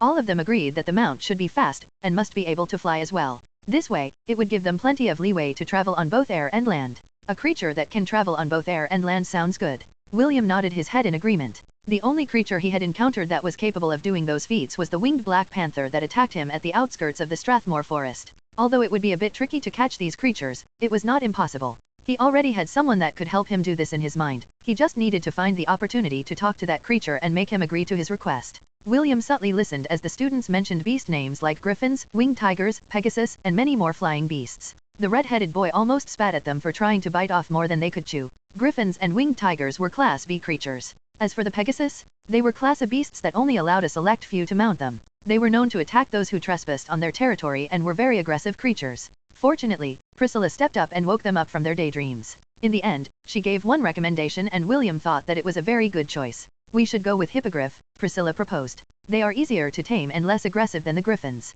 Also, they become loyal mounts once you properly train them. They are the mainstay of the Kingdom of Frisia's Air Cavaliers. The students unanimously agreed with Priscilla's proposal and looked at William in anticipation. Very well, William nodded in acknowledgement. Hippogriff it is. However, only those who will be able to complete the regular training will be given the right to have one. You must show me that you are worthy to own a hippogriff. The students cheered in happiness and left the room with big smiles on their faces. Only the officers, Kenneth, Priscilla, Spencer, Drake, Conrad, and Dave, were left with William. The hippogriffs were only for the regular students, but the leaders were different. They had to stand out from the rest in order to lead their subordinates effectively in the roles that they were meant to play. Who among you doesn't have a mount? William inquired. Speak now, or forever hold your tongue. Conrad and Dave raised their hands. Although Conrad was a noble, he was the third son in a family of marquets. He wasn't highly favored in his family, which was why he decided to enroll at the academy in order to grasp his own fate. He didn't amount to much because he was surrounded by very capable individuals, namely Priscilla, Spencer, and Drake. However, even though these teenagers were stronger than him, he was stronger than them in one aspect, and that was socializing. Because of this, he was able to form a circle of friends who had very high potential, just like Dave, who became an officer before him. Dave, on the other hand, was just a commoner that came from the south of the Hellan Kingdom. After successfully enrolling in the academy, he hoped to be under a nobleman's wing. This way, he would be able to live a better and comfortable life. Aside from these two, none of the other officers raised their hands. It meant that they already had a mount of their own and didn't need William to provide one for them. Chapter 190, James' Old Nemesis. Okay, what kind of beasts do you want to have? William inquired. I will give you a bit more leeway and allow you to choose a beast that is at the initial stages of Class B. Anything higher than that is impossible. Now, tell me what you want. Conrad and Dave exchanged a glance at each other before telling William what kind of mounts they wanted. A devilish grin appeared on William's face before he nodded his head in understanding. A week passed and the students that went to help subjugate the various dungeon outbreaks in the Hellan Kingdom finally returned to the academy. Naturally, there were casualties among the student bodies, but it was lower compared to what Simon had expected. Even so, each student that passed away was a great loss for the kingdom. The king had given the families of these brave students proper compensation and a monument was built inside the academy to honor their bravery. It took some time for the students to recover from their traumatic experience and all lessons were put on hold for a month to allow the students to recuperate. Simon decided to postpone William's ceremony until everyone in the academy had regained a semblance of normality before shocking them all again with the event that he had planned for Celine's one and only disciple. While things were on hold at the academy, William took this opportunity to take the members of the Angarian war sovereign outside of the academy to conduct their special training, capture mounts, and gather resources. Guark. Dave, the officer in charge of the logistic team, used a tree as a support as he vomited everything that he had eaten for lunch. He could taste the sourness in his mouth as tears streamed from his eyes. A few meters away from him, several students were also puking their hearts out. William and his officers watched them with understanding and allowed them to take a break for the time being. "I never thought you were this ambitious, Sir William," Priscilla said in admiration. "However, with just this, it won't be enough to cover everyone's equipment." The beautiful girl addressed the young boy who was wearing a hooded traveler's cloak and was standing in the center of the bandits' camp. William gave his vice prefect a sidelong glance before looking at the gold chests beside his feet. "Fortunately, this kingdom has plenty of scumbags ripe for the pickings. We won't be running out of bandits to hunt anytime soon, so you don't have to worry about not having enough funds, Vice Prefect." Kenneth didn't expect William to be someone who didn't bat an eye when killing people. He did it in such a natural manner that it made the delicate-looking boy look at him in a different light. Conrad had killed a bandit once in the past due to self-defense. Because of this, he was able to slightly endure the heavy scent of blood in the air. However, he didn't dare to look at the pile of corpses that were lined up on the ground. After killing 2 bandits, he had already reached his limit and didn't force himself to kill more. It was William and Priscilla who mercilessly slaughtered the bandits using their bows and arrows. The funny part about this was that both of them only killed the strong people among the bandit group. They left the weaker ones for the students to deal with in order to give them some life experiences that they would need to survive in the world. Even Spencer and Drake had to admit that they didn't expect that their head prefect, who was only 14 years old, could be this merciless. The 2 of them had already been trained by their families to take human lives, but the scene in front of them still made them feel uncomfortable. "Spencer and Conrad, go to the town and tell the guard captain to bring his men to clean up this place," William ordered. "Also, remember to collect the commission afterward. Some of these bandits have bounties on their heads. We need every gold coin we can salvage from this lot." "Yes, sir." Priscilla and Kenneth were paying extra attention to their observation of William. For some reason, the usual happy-go-lucky atmosphere that their head prefect always radiated was gone. It was now replaced with a boy whose killing intent oozed out of his body. Ella walked towards William and stood beside him. Dia and Ragnar had stayed with Ella when William gave the order to attack the bandit hideout. The Angarian goat didn't hide anywhere, but stood back a safe distance in order to not intervene with William's bandit subjugation. Dia immediately crawled onto William's clothes. After she'd coiled herself around William's neck, she playfully removed the boy's hood and nuzzled his cheeks. She was like a spoiled daughter that was asking for her father's attention. Riyadh updated STRIs at n/bell/bin.com. The red-headed boy smiled and lightly rubbed Dia's chin. The killing intent surrounding him disappeared completely, and the usual William who was bright and sunny returned like a refreshing breeze. "Thank you, Mama," William said as he picked up Ragnar from the ground. He then rubbed the puppy's head and the latter licked his cheeks in response. Thor was currently staying by Wendy's side, so he didn't bring him along on this trip to the south. Kenneth and the others were dumbfounded by this sudden shift in character. They even felt that the indifferent William that they had seen a few moments ago was just a figment of their imagination. William didn't know what his officers were thinking because he was too busy shielding his face from Ragnar's and Dia's combined assault. The 2 children peppered the red-headed boy's face with their affection, while Ella watched from the side with gentle eyes. "Sir William, what is our next plan of action?" Priscilla asked. She was doing her best to keep the smile on her face from twitching because of the sudden change in William's character. "Let's wait until Spencer and Conrad return," William replied in a casual manner. He then raised his head to look at the sun and made calculations inside his head. "The day is still early, we'll have enough time to raid one more bandit hideout before we have dinner in the next town." Dave and the others who had just finished emptying their stomachs suddenly felt that the world had lost all its colors. Surprisingly, they were not afraid of raiding another bandit camp. What they were afraid of was having dinner, after killing the bandits in the southern regions of the Hellan Kingdom. The way they were now, they would be unable to stomach smelling or eating meat for the next few days. Now they finally understood why their head prefect rarely ate meat when eating in the dining hall. William gave his pitiful subordinates a devilish smile. Unlike the red-headed boy, the people in Hestia were faster to recover when it came to the concept of killing. This was also why they were able to accept the fact that they had just taken a human life without guilt whatsoever. In this world, where the lives of people were like grass, those who refused to fight would sooner or later be cut down. As students who had enrolled in the academy, they were not oblivious to this concept. More than anyone else, they were faster to adapt because their environment required them to fight. Although they were suffering right now, they were still better off compared to William, who had experienced going to hell and back. James read Ezio's report with a calm expression. He had ordered him to keep watch on William, Matthew, and Leah in the academy. Since the newlyweds were currently staying in the academy, Ezio deemed that there was no need to look after them and sneakily followed William and his subordinates. Ezio was surprised that the first thing that the boy did after leaving the academy was to hunt down bandits. What surprised him the most was that the boy had meticulously picked targets that they were able to fight. He didn't go towards the notorious bandit camps where strong fighters congregated. Instead, he picked weaker camps that could be taken down with the current forces at his disposal. This action made Ezio recognize that William had grown from the experiences he had encountered in the past 4 years of his training. Ezio had written all of this in the letter he had sent his lord as he continued to monitor William's movements. James knew that aside from gathering resources, William was also training the students how to take human lives in preparation for the war that might happen a few months from now. He figured that his grandson wanted to create an elite unit that wouldn't shy away from taking the lives of others when they headed deeper in the enemy's formation.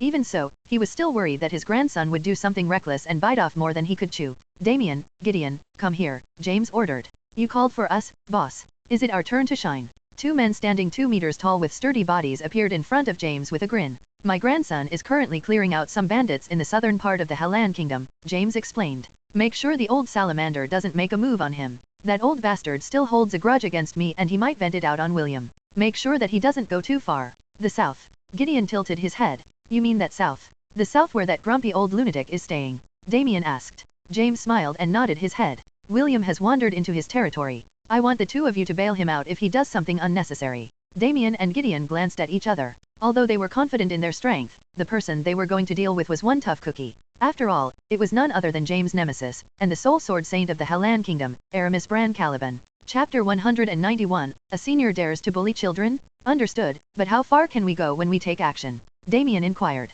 He is the head of the noble faction in the south. Little Will might get in trouble if we pester him too much. That's right, boss, Gideon commented. That old man is pettier than you, I mean, less handsome and domineering than you. Things might get out of hand if we ruffle his feathers. James snorted. He and the old man from the south had been butting heads since the former king was still in power. They were once best friends, but immediately turned hostile after they had both fallen in love with the same lady. Naturally, the one who married the girl was James, and his once best friend vowed that he would make things difficult for him and his entire bloodline. James wasn't afraid of his threats because he knew that his longtime friend wouldn't really dare to take William's life. Many years had passed since they last saw each other and James hoped that the man's anger had already simmered down. Even so, that didn't mean that the old bastard would miss the opportunity to catch the little Ainsworth who came walking into his territory. I changed my mind, James said with a serious expression. If that old bat makes a move, then let him do it. You 2 are to watch from the shadows and only rescue William if things get out of hand. By your will. The 2 men disappeared from the room and faint chuckles could be heard in the air. Clearly, the 2 were going to enjoy the mission that James had given them.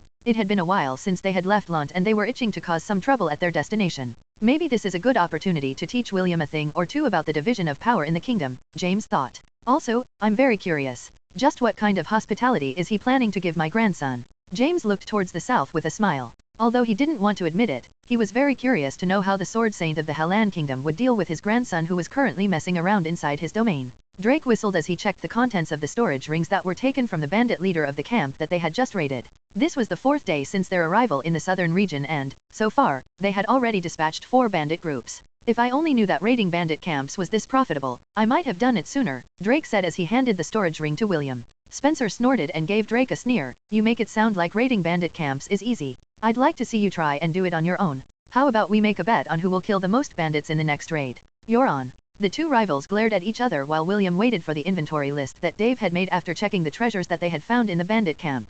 The second camp they had raided was bigger than the first and held 100 bandits. The rankings of the bandits were quite low, and their main fighting force consisted of 10 silver ranks and 1 gold rank. The rest were only copper ranks, which allowed the Angarayan war sovereign to overpower them due to William's and Priscilla's long-range barrage. After killing the main fighting force, the rest was easy. Dave and the others still had pale faces, but they had managed to defeat a bandit each. William and the officers dealt with the survivors and made sure that none escaped. After an hour of checking the inventory, Dave finally gave his report to William. With this, we will be able to buy the necessary equipment for the rest of our members, Sir William, Dave said. Although his expression still looked pale, there was a hint of admiration that could be seen in his features. William nodded his head as he looked towards the south. He had already sent a few of his subordinates to the nearest town, to report to the local soldiers about the subjugation of the bandit camp. They were just waiting for the students to return so they could find a place to rest for the night.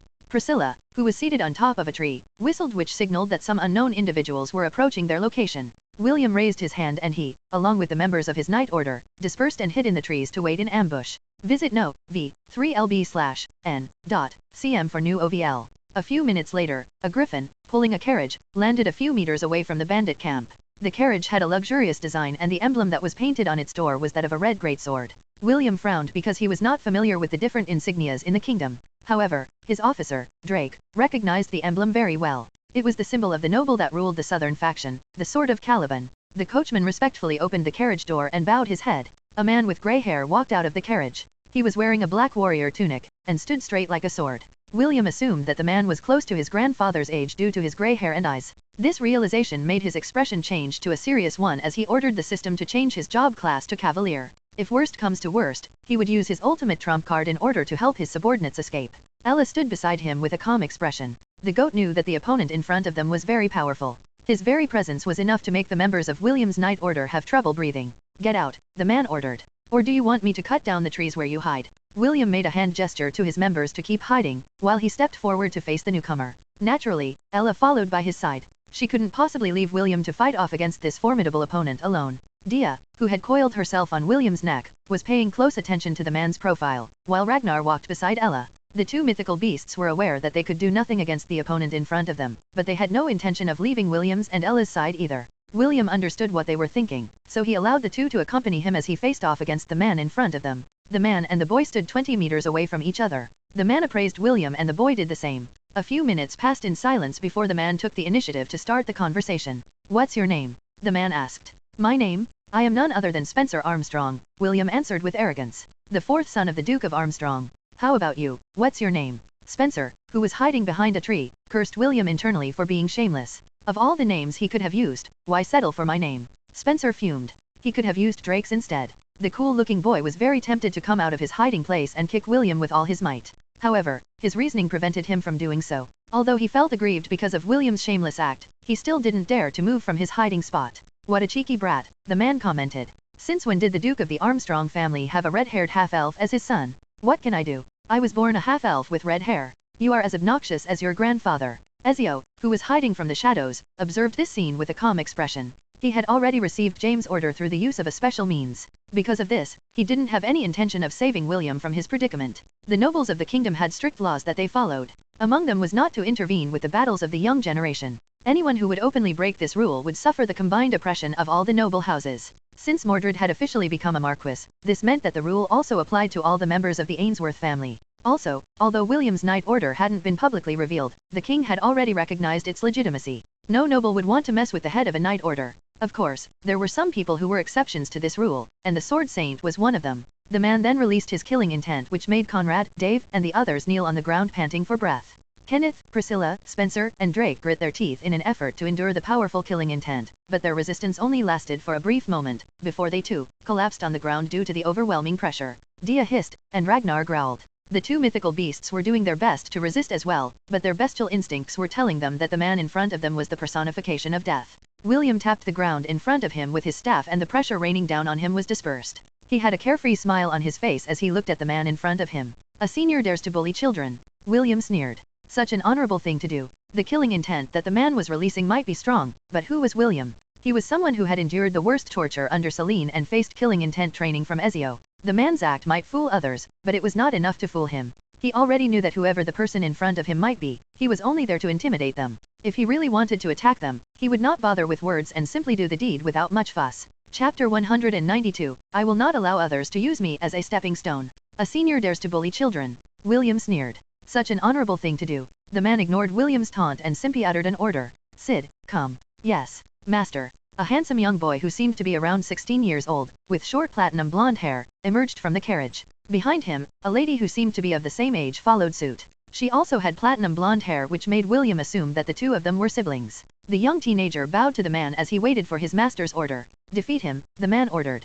If you manage to do that, I will give you a reward. This disciple will obey your order, master, Sid replied and faced William with a serious expression. He unsheathed his sword from its sheath and held it firmly on one hand. My name is Sid El Caliban, Sid announced. As per my master's order, I will defeat you. I'm your daddy, and I'm here to spank you because of your stupidity, William replied as he lightly tapped Dia's head. Dia, go with your grandma Ella for now. You, too, Ragnar. Mama, I'll leave the kids in your care. Me. The serpent and the puppy reluctantly left William's side and went with Ella as she left the battlefield. William closed his eyes and breathed deeply. He could tell that the young boy who was about to fight him was strong. In fact, he was the strongest boy that William was about to face in his life.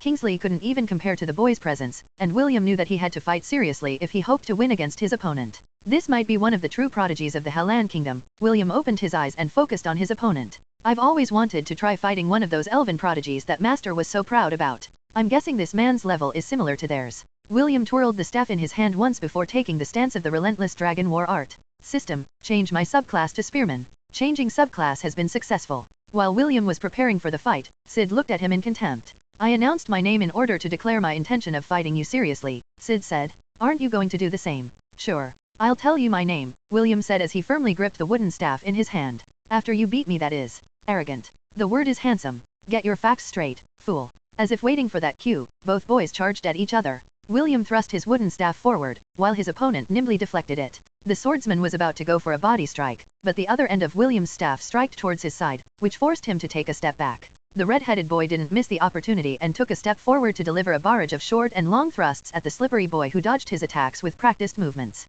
After dodging a few times, the young swordsman regained his footing and delivered a combination of sword strikes that forced William to a defensive position. However, thanks to his parry skill, the critical strikes were deflected, which allowed him to counterattack a few times. Kenneth and the others watched this exchange with serious expressions. They had never seen William fight seriously before, aside from the time he fought against Priscilla. Kenneth watched his roommate's movements with discerning eyes. He was gauging William's combat level through this battle in order to better understand how strong he was. It had only been 2 minutes since the two boys clashed, but their exchange had already surpassed 100 strikes each. This proved how intense their battle was. However, experts could tell with a glance that the one who had a disadvantage in this battle was William. The two fighters separated and locked eyes with each other. The most updated NVELs are published on n0velbjn.co/m. You're not half bad, Sid said with a composed smile. You're very bad, William commented. The grandma in my hometown who does the laundry is stronger than you. The smile on Sid's face disappeared as he glared at the boy who dared to mock him. What he didn't know was that William was not mocking him, but praising him.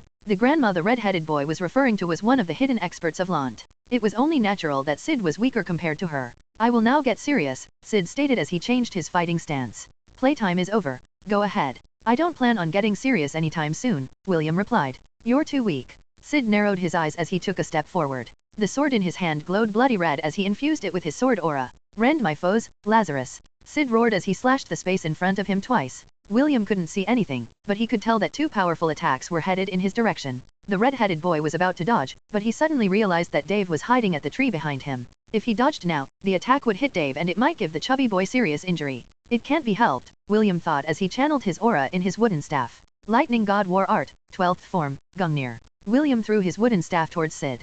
However, instead of flying towards the swordsman, the staff swerved mid-flight and collided with something invisible. Two loud claps reverberated in the air as the wooden staff returned to William's hand. The man observing the battle raised an eyebrow. He was a sword saint and he saw how William imbued the spear with his aura. However, what he didn't understand was how the staff was able to neutralize Sid's attack. Even Sid, who had executed one of the secret arts of his master's sword technique, was surprised by the outcome. Even a steel sword would be cut in half if it faced his attack head-on. However, what truly shocked him was the fact that his attack was blocked by a wooden staff, and it wasn't even damaged. Unfortunately, William wasn't planning to give him time to recover from the shock.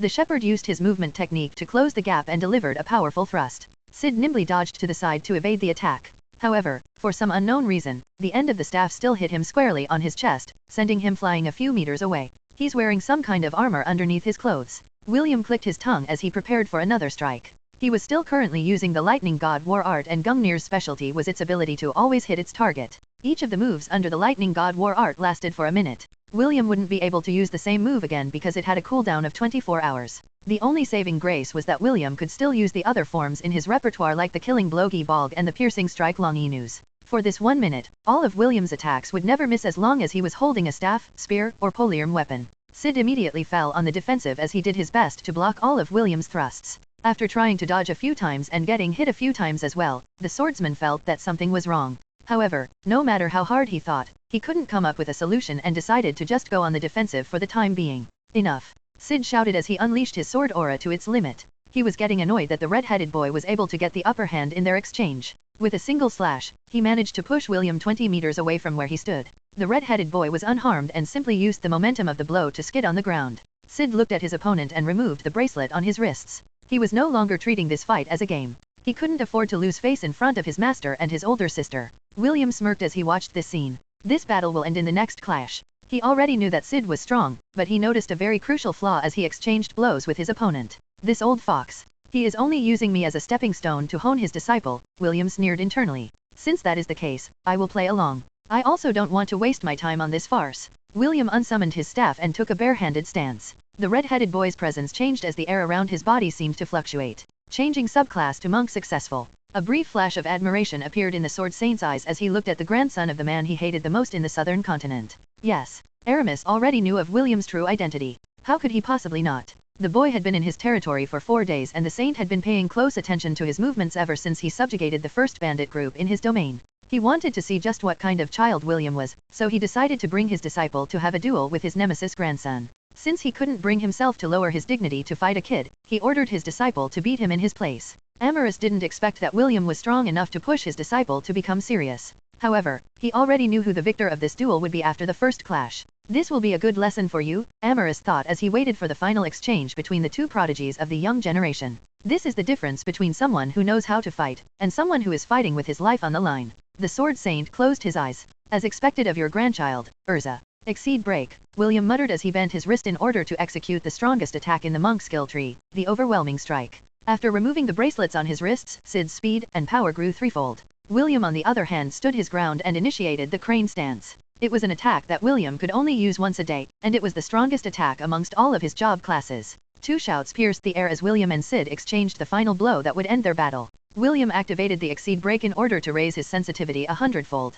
This meant that every little thing that was within 100 meters around him would be perceived by his senses. And then, it happened. A loud clap, accompanied by the sound of something breaking, reverberated in the surroundings. Sid's body slammed against a tree 100 meters away before falling on the ground with a dull thud.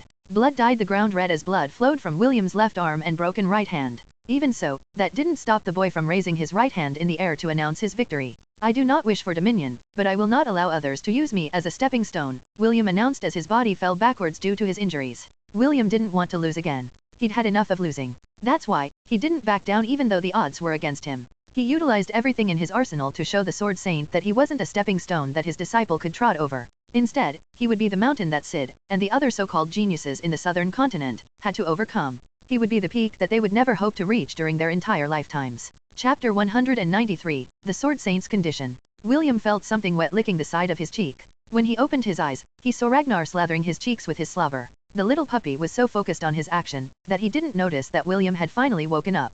The red-headed boy didn't move right away. Instead, he checked his current condition. His left arm had been stabbed by a sword during the battle, but he could tell that it was now properly healed. The same could be said of his broken hand, which he used to send Sid flying. Due to the unknown armor the boy was wearing, William's fist, which was already as hard as diamonds due to his monk skill, still received damage from the blow. Fortunately, he had covered it with his aura. If he didn't, then the damage would have been more severe. Seeing that both of his injuries were healed, the red-headed boy finally breathed a sigh of relief. He then noticed a blinking light on his status page that meant that some notifications had appeared during his sleep. Out of curiosity, William opened it to see what it was. Ding! Hidden quest has been cleared. Defeat the disciple of the Sword Saint. Reward, 1000 God points. Nice, William thought as he read the unexpected reward he received from the system. Having more God points is always a good thing. William then grabbed the cute puppy with both hands and raised him up in the air. You naughty boy, how dare you cover your papa with saliva? William asked as he playfully tickled the puppy's chest. He had already noticed that he was in an unfamiliar room the moment he woke up, but since he wasn't chained or anything, it meant that he and his subordinates were safe for the time being. Ragnar whined and howled pitifully as he wiggled his legs to escape from William's hold. While the two were having their family bonding time, the door opened.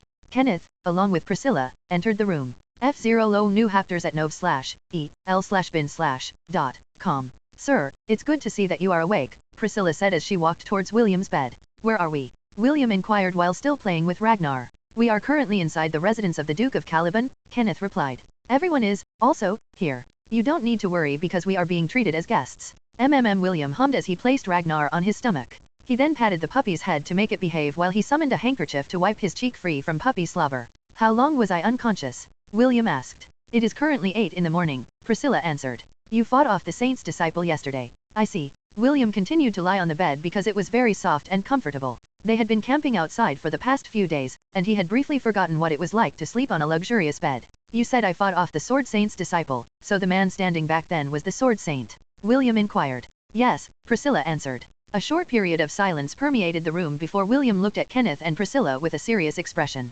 Are we in trouble? I mean, I did beat the crap out of his disciple yesterday. Don't worry. Like I said, we are being treated as guests. We are not confined or anything and were given freedom to wander around his estate. Kenneth sat beside the bed and stared at William with his clear blue eyes. Will, you are stronger than I thought. William grinned. Right? Are you now happy that you followed the right person? Kenneth smirked, but didn't answer William's question. He was quite satisfied that the Sword Saint had ordered his best clerics to heal William's injuries. The silver grey-haired boy had heard rumors that Aramis was a cold and vicious killer. However, so far, he didn't see any evidence that their current host was the same person he'd heard about in the rumors. William was about to ask another question when a knock was heard on the door. The three people inside the room exchanged a glance before Priscilla volunteered to open the door to see who it was. A young lady with platinum blonde hair entered the room while glaring at William. The master is calling for you, the blonde girl said. Come with me. From her tone, one could tell that it wasn't a request, but an order. William lifted Ragnar off his chest as he propped himself up off the bed. He then gently placed the puppy on the floor before facing the girl that was looking at him with restrained anger. Please give me a minute, I'll just change my clothes to make myself look more presentable, William replied. He didn't wait for the girl's reply and started to strip his upper clothes. The girl snorted and left the room, along with Kenneth and Priscilla. William picked a set of noble clothes that his Aunt Helen had prepared for him before he left Lant. Since his family was a noble household, he must act like one in order to not give people a bad impression. Exactly a minute later, William left the room and was escorted alone by the girl who seemed keen on taking a bite of his body. After a series of twists and turns, the two arrived in front of an ornate golden door. With a glance, William could tell that this was an important room within the Duke's household. Master, we have arrived, the girl announced in a respectful tone. Enter, a cold and firm voice answered from within the room. The door swung open, allowing the two children to enter unimpeded. Allow me to introduce myself, the man said while sitting on a red throne carved with runic symbols. I am Aramis Bran Caliban, and the person I hate the most in this world is your grandfather, James von Ainsworth. William was prepared to introduce himself but stopped short after hearing Aramis' introduction. Seeing his awkward expression, Aramis merely gestured for him to take a seat. The red-headed boy nodded his head and sat down while staring at the person who had a grudge on his grandpa, James. Tell me, what are you doing in my domain? Aramis questioned. If you tell me that you only came here to subjugate bandits, I will not believe it. We didn't just come here to subjugate bandits, we also came here to take their treasures, William answered. He deemed that, since the other party already had a grudge on his grandpa, whatever he said, or did, wouldn't change his situation. So, instead of cowering in fear or acting servile, he decided to just face the Sword Saint fearlessly and pray that his grandpa would come to save him if he ever got bullied. Is that all? Aramis inquired. You just came here to subjugate bandits, take their treasures, and leave? Is that it? Actually, we also came here because, within the Hellan Kingdom, the southern regions are the home of hippogriffs, William replied. Me and my subordinates are planning to take a few before going back to the Hellan Royal Academy. Hippogriffs? You came all this way to tame hippogriffs? Yes. Why? Aramis frowned. I didn't receive any notice from the academy that their students would be entering my domain to tame hippogriffs. William decided to come clean and tell the Sword Saint the truth. As a master of his rank, Aramis could easily tell the truth from lies. That's because I didn't notify the academy of our actions, William replied. The excuse I gave the dean was that we would only do survival training for a month until the classes resumed. Aramis pondered for a while as he digested William's words. As one of the top officials of the kingdom, he had already been informed that the boy in front of him was the current captain of the new knight order called the Angarian War Sovereign. Just as the name suggested, it was an order that was being formed in preparation for the possible war between the four powers of the southern continent. The Hellan Kingdom in the west, the Anisha dynasty in the north, Zealand dynasty in the south, and the Kingdom of Frisia in the far east. These were the four powers that made up the entirety of the southern continent. Unfortunately, two of those major powers, the Anisha and Zealand dynasties, were planning to invade them. Aramis had already contacted his spies within the two dynasties to investigate their movements and possible routes for their invasion. As the Sword Saint of the Hellan Kingdom, he was the strongest deterrent against such an invasion. For the two rulers to initiate this move only meant one thing. They found strong backing. The Sword Saint had a few hypotheses, and one of them was the interference of the Elven Council of the Silver Moon continent. Aramis was very suspicious of the elves because they had tried to subtly expand their influence on the human territories on both the central and the southern continent. This movement started after they regained the blessings of their world tree. Aside from that first theory, there was another theory, and this one held more credibility than the first. An unknown organization was trying to throw the southern continent into chaos while waiting to reap the benefits. Thanks to James' letter, the king had been informed of an organization that was linked to the dungeon outbreaks that had recently happened within the Hellan kingdom. Although they had no evidence that the same group was behind the beast tide, they had a nagging feeling that they were connected. Also, the timing of the possible invasion after the military might of the Hellan kingdom was exhausted, was too good to be true. It was as if they were mere puppets that were being controlled to perform a play for entertainment. Although Aramis hated James, he could still set aside their differences when facing a threat from outside their borders. Fine, I permit you to tame hippogriffs in my domain. But, there is a condition, Aramis said in an aloof manner. What is your condition, Your Excellency? William asked. You are going to take my disciple Cid, and his sister, Aerith, with you, Aramis replied. This is non-negotiable. Either you take them with you or you can scram from my domain. Aramis had a feeling that his two disciples could learn a thing or two if they stayed by William's side for a short period of time. He had raised them as warriors in a greenhouse and they lacked real battle experience. Seeing how William faced his disciple who was stronger than him, Aramis remembered his first love, Urza, as she fearlessly charged into the battlefield, despite the fact that she was up against foes who were stronger than her. Aramis hoped that some of that bravery would rub off onto his disciples as they journeyed with the red-headed boy, who reminded him strongly of the woman whom he had wished to become his bride many years ago. Chapter 194, Big Game Hunters. Very well. I agree to this condition. William nodded his head. However, I also have a condition. Oh. Aramis raised an eyebrow. This was the first time someone had given a counteroffer to his demands. He glanced at the boy's hair color and once again remembered the first love of his life. After taking control of his thoughts, he made a gesture for William to speak. If your two disciples get in my way, I will kick them out of our group, William stated. This is also non-negotiable. The corner of Aramis' lips raised slightly, so that it was almost unnoticeable to those who didn't know his character. Aerith didn't notice these changes because she was busy glaring at William from beside her master. How dare you demand a condition from our master? Aerith reprimanded. Don't you know who he is? I know who he is, William answered with a refreshing smile. But, do you know who I am? Just a country bumpkin that could be found anywhere. Aerith snorted. You think you are in a position to negotiate with my master? If not for his order, I would not even bother to come with your smelly group. Well, you don't need to join us if you don't want to. William shrugged and returned his attention to the sword saint seated on the red throne. This is what I'm talking about, Your Excellency. I'm afraid that your disciples will only create a ruckus along the way, hindering us from completing our mission. Aramis lightly tapped his armchair which immediately made Aerith hold back the words that she was planning to say. The blonde girl hatefully glared at William, while the latter completely ignored her. Very well. I agree to your condition, Aramis stated. Aerith, you'd better not get in their way. This is part of your training. Do I make myself clear? The blonde girl clenched her fists and reluctantly nodded her head. Although she didn't really want to go with William's group, her master's order was absolute. Aramis then waved his hand and told William to leave. He still had things he needed to do and seeing William only made his heart ache because he constantly reminded him of his beloved Urza.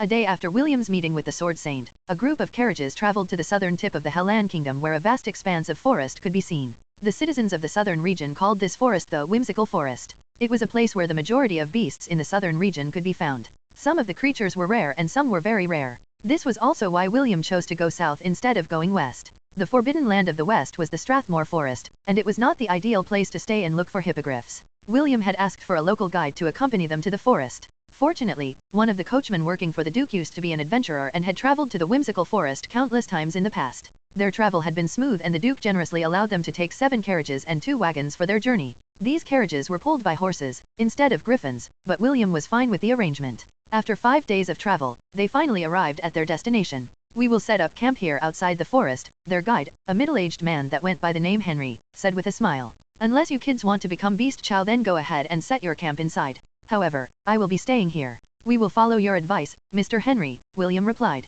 Good. I have explored the forest many times in the past and I've witnessed Wendigos raid camps during the night. Not a fun experience, and I don't recommend it. Wendigos? Spencer asked with a curious expression. This forest has Wendigos. Yep. Henry answered. Less than 100, but that was years ago. Perhaps their numbers have increased since my last visit. William had only heard about Wendigos from the bestiary lessons inside the Hellan Royal Academy. They were Class C creatures that reeked of death and decay. They liked to feast on human flesh and, on some occasions, possess humans and control their bodies to kill and eat their loved ones. After finishing the dark deed of eating their family members, that person would then transform into a Wendigo, thus multiplying the numbers of these abominations. After hearing the story about the Wendigo, some of the members of William's Night Order felt their stomachs churn in disgust. The image of them cannibalizing their loved ones made them feel very uncomfortable. Don't worry, they don't attack large groups of people, Henry assured them. At most, they will challenge a party of 5, but no higher than that. They might be strong, but they're not stupid creatures. William looked at the forest for a full minute before relaying his orders. We will set up camp here today and hunt for hippogriffs tomorrow. We will also set up a night watch and rotate in groups of 6. The current number of members of William's night order allowed his 6 officers to have 6 members under their command. These made the chain of command easier, and allowed William to just sit back and let the others do their duties without needing to bother him.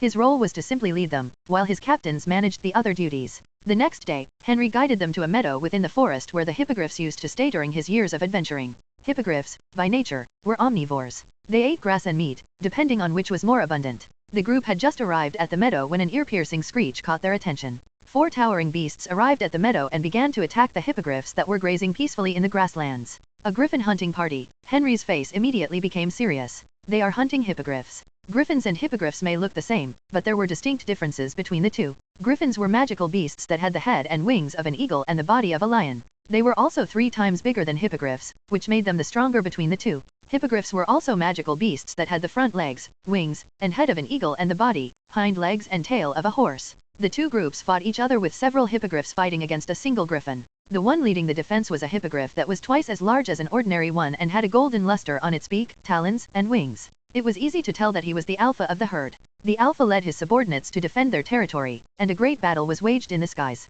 Loud shrieks shattered the peace of the meadow as blood rained down from the sky. One of the griffins successfully tore off the wing of one of the defending hippogriffs and the latter fell towards the ground. The girls within the group covered their eyes because they didn't dare look at the outcome of the magical beast who was falling to its death. However, those who were watching the battle had shocked expressions on their faces when they saw William, along with Ella, charge to where the hippogriff was falling. "Come forth, Soglov!" William roared. A portal appeared behind the boy and a demonic beast that had a humanoid body with horse legs, and a dog's head appeared with a roar. "Don't forget your promise, shepherd," Soglov said as he summoned his doppelganger. The 2 demonic dogs summoned a pair of spectral hands, and simultaneously used dark whips to create a net to catch the falling hippogriff. Get the L-test vlset.o/v/e/l/by.co. Yes, you can have one of those griffins as food, William replied in a calm manner. He had made a deal with the demonic dog before they left the academy because William didn't have any magic power. In order to capture Class C beasts, he needed the help of a stronger beast which left him with few other options. Just like he had done with Spire, William did an equal contract with Soglov along with several conditions attached. Basically, the demonic dog agreed to help William capture the hippogriffs in return for beast cores and high-grade meat from magical beasts. Aside from helping William capture beasts, he wouldn't do anything else. The hippogriff was safely caught by the dark net and William immediately used the power of his shepherd job class to tame it. There was no taming skill within the job class, but William was able to communicate with herd-type creatures, and invite them to join his herd. The magical beast was seriously injured and its wings were torn off. Although it was hurting, it was still thinking properly. Even so, it didn't resist William's invitation to join his herd because it felt that this was its only path to survival. After successfully adding the hippogriff to his ranks, he immediately sprinkled a high-grade potion on its injuries. He then let it drink another potion in order to help with its recovery. William didn't care if the beast he tamed was currently wingless. What mattered to him was that it was currently part of his herd and under his protection.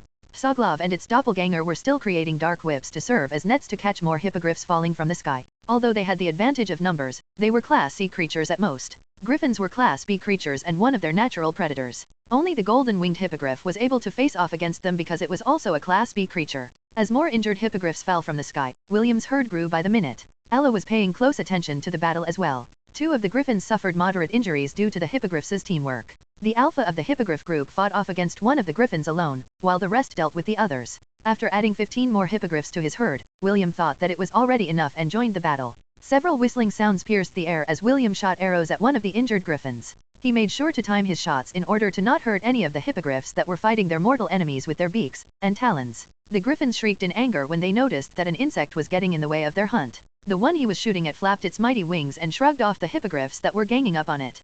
"Soglov!" William shouted as he knocked the adamantium arrow on his bow. He aimed at the approaching griffin and waited for the perfect timing. The griffin dove down to swat the annoying insect, but 4 dark whips grabbed its legs mid-flight. "Now!"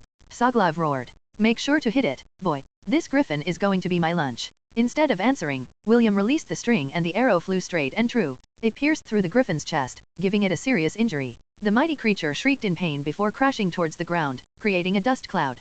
Soglov hurriedly ran towards the dying griffin and formed a bastard sword made of dark energy. As one of the rulers of the forest, it was an opportunistic beast that would use everything to its advantage. It wouldn't allow the griffin to regain its footing and fly away from its grasp.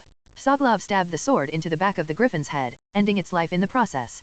He made sure to hit its weak spot, so that its dark blade would penetrate without any form of resistance. A shriek resounded in the sky as another griffin dove down. It locked its eyes on Psoglov with the intention to kill. The demonic dog only sneered. It was about to attack the griffin when he received a telepathic message from William. "Boy, your appetite is big," Psoglov commented. "I like it." William had promised Conrad and Dave that he would hunt for a special mount for them. Dave wanted to have a griffin mount, and it just so happened that there were 3 live griffins around. With such a powerful beast like Psoglov to assist them, William was not afraid of capturing one. What he was afraid of was that there weren't enough griffins to serve as their mounts. Chapter 195, William's demonic business partner. Sid and Aerith, who were ordered to accompany William, both had serious expressions on their faces. They had watched how William had killed a griffin with the help of the demonic beast that resembled a humanoid dog creature. Kenneth, Priscilla, and the others were shocked at the sudden development, but hurriedly went to assist William in fighting off against the remaining griffins. "Priscilla, you can injure them but don't give them any lethal injuries," William ordered.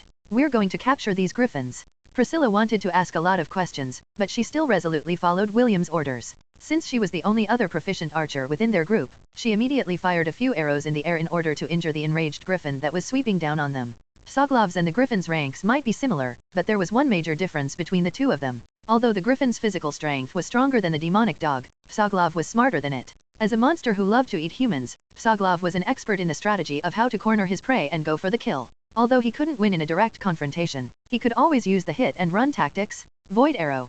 Psoglov, his doppelganger, and the 2 pairs of spectral hands shot the griffin who had dove down from the air. Being a magical creature, its resistance against spells was also high. However, dark magic was different from the elemental classes. It didn't focus on elemental damage, but curses instead. Wisp of black smoke oozed out of the griffin's eyes as it roared in fury. It swiped its claws blindly in an attempt to kill the bastardly dog that had killed its comrade. William, who was watching from the side, was busy dipping his arrows in a cylinder that was filled with the venom of the amphispina. Since he wanted to capture the magical beast, neutralizing its resistance was his top priority. After coating 10 arrows with the amphispina's venom, the shepherd took aim and shot the rampaging griffin in the air. After the 10th arrow embedded itself on the body of the griffin, its movements started to become dull. Psoglov chuckled as it used its dark whips to forcefully bring the magical beast to the ground. After securely tying the griffin with its dark whip, it eyed the remaining 2 griffins in the air. Seeing that 2 of their comrades had been killed and captured, the 2 remaining beasts decided to retreat. The hippogriffs screeched triumphantly to announce their victories before shifting their attention to William and his group.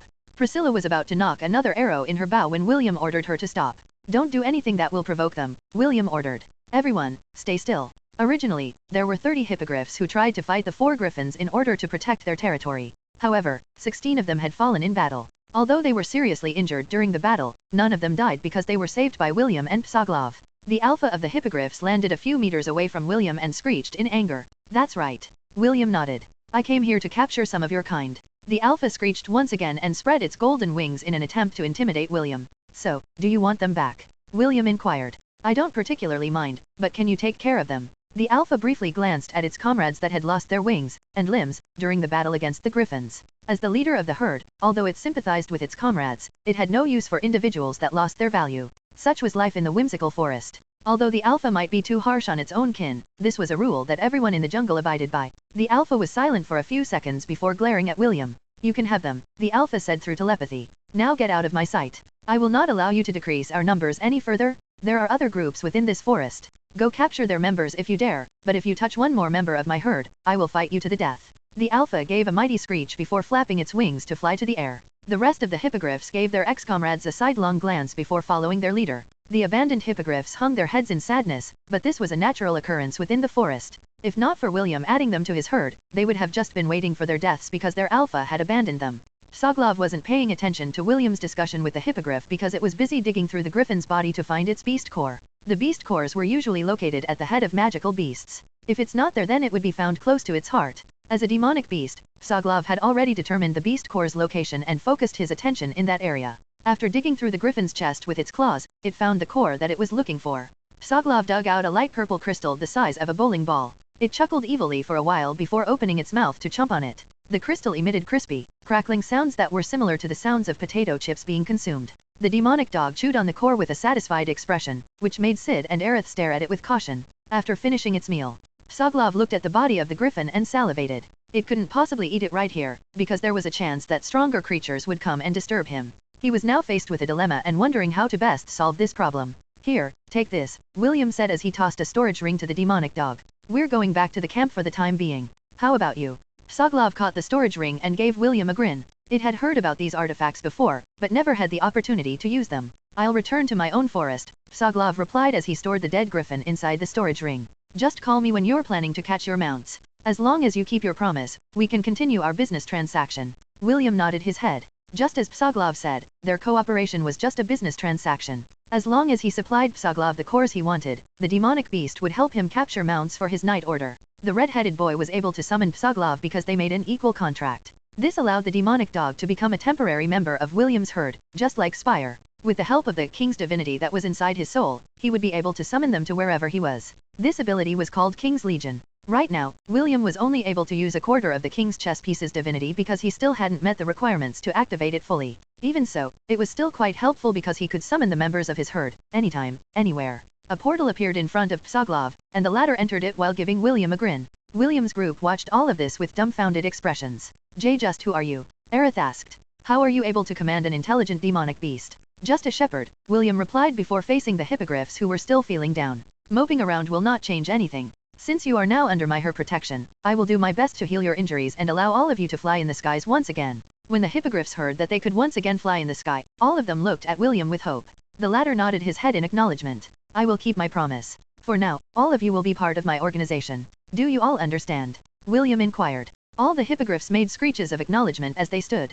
Those who had lost their limbs remained lying on the ground, but their gazes were burning with life and determination. William smiled before looking at the paralyzed griffin that was lying a few meters away from them. The only creatures that he could tame were herd-type creatures, and the griffin was not one of them. While he was deep in thought, he heard two chuckles not far from their location. Young master, William. Do you plan to have this griffin as your mount? A sturdy man that had a smug expression plastered on his face asked, as he swaggered towards the fallen griffin. Don't worry, we came here because your grandpa was worried about you. Another man who was slightly shorter than the sturdy man appeared without warning. Ezio, come out and tell the young master that we are commander's subordinates. No reply came from the forest, but William scratched his head in understanding. Ezio had told him using very special means that the two men that appeared in front of him were indeed his grandpa's subordinates and could be trusted. May I know both of your names, respected gentlemen? William asked. Respected gentlemen, the sturdy man asked. Gideon, is the young master talking about us? Of course, Gideon answered. Damien, I think you are forgetting something. Only respectable gentlemen can follow commander around.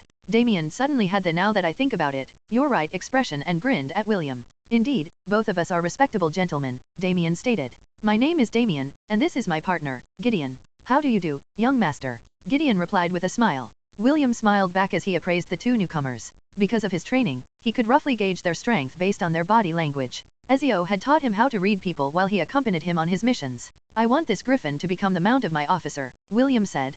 Can you help me? Of course, Damien replied. This is a very easy thing to do for a beastmaster like me. Now, who is the lucky guy who is going to have a griffin as his mount?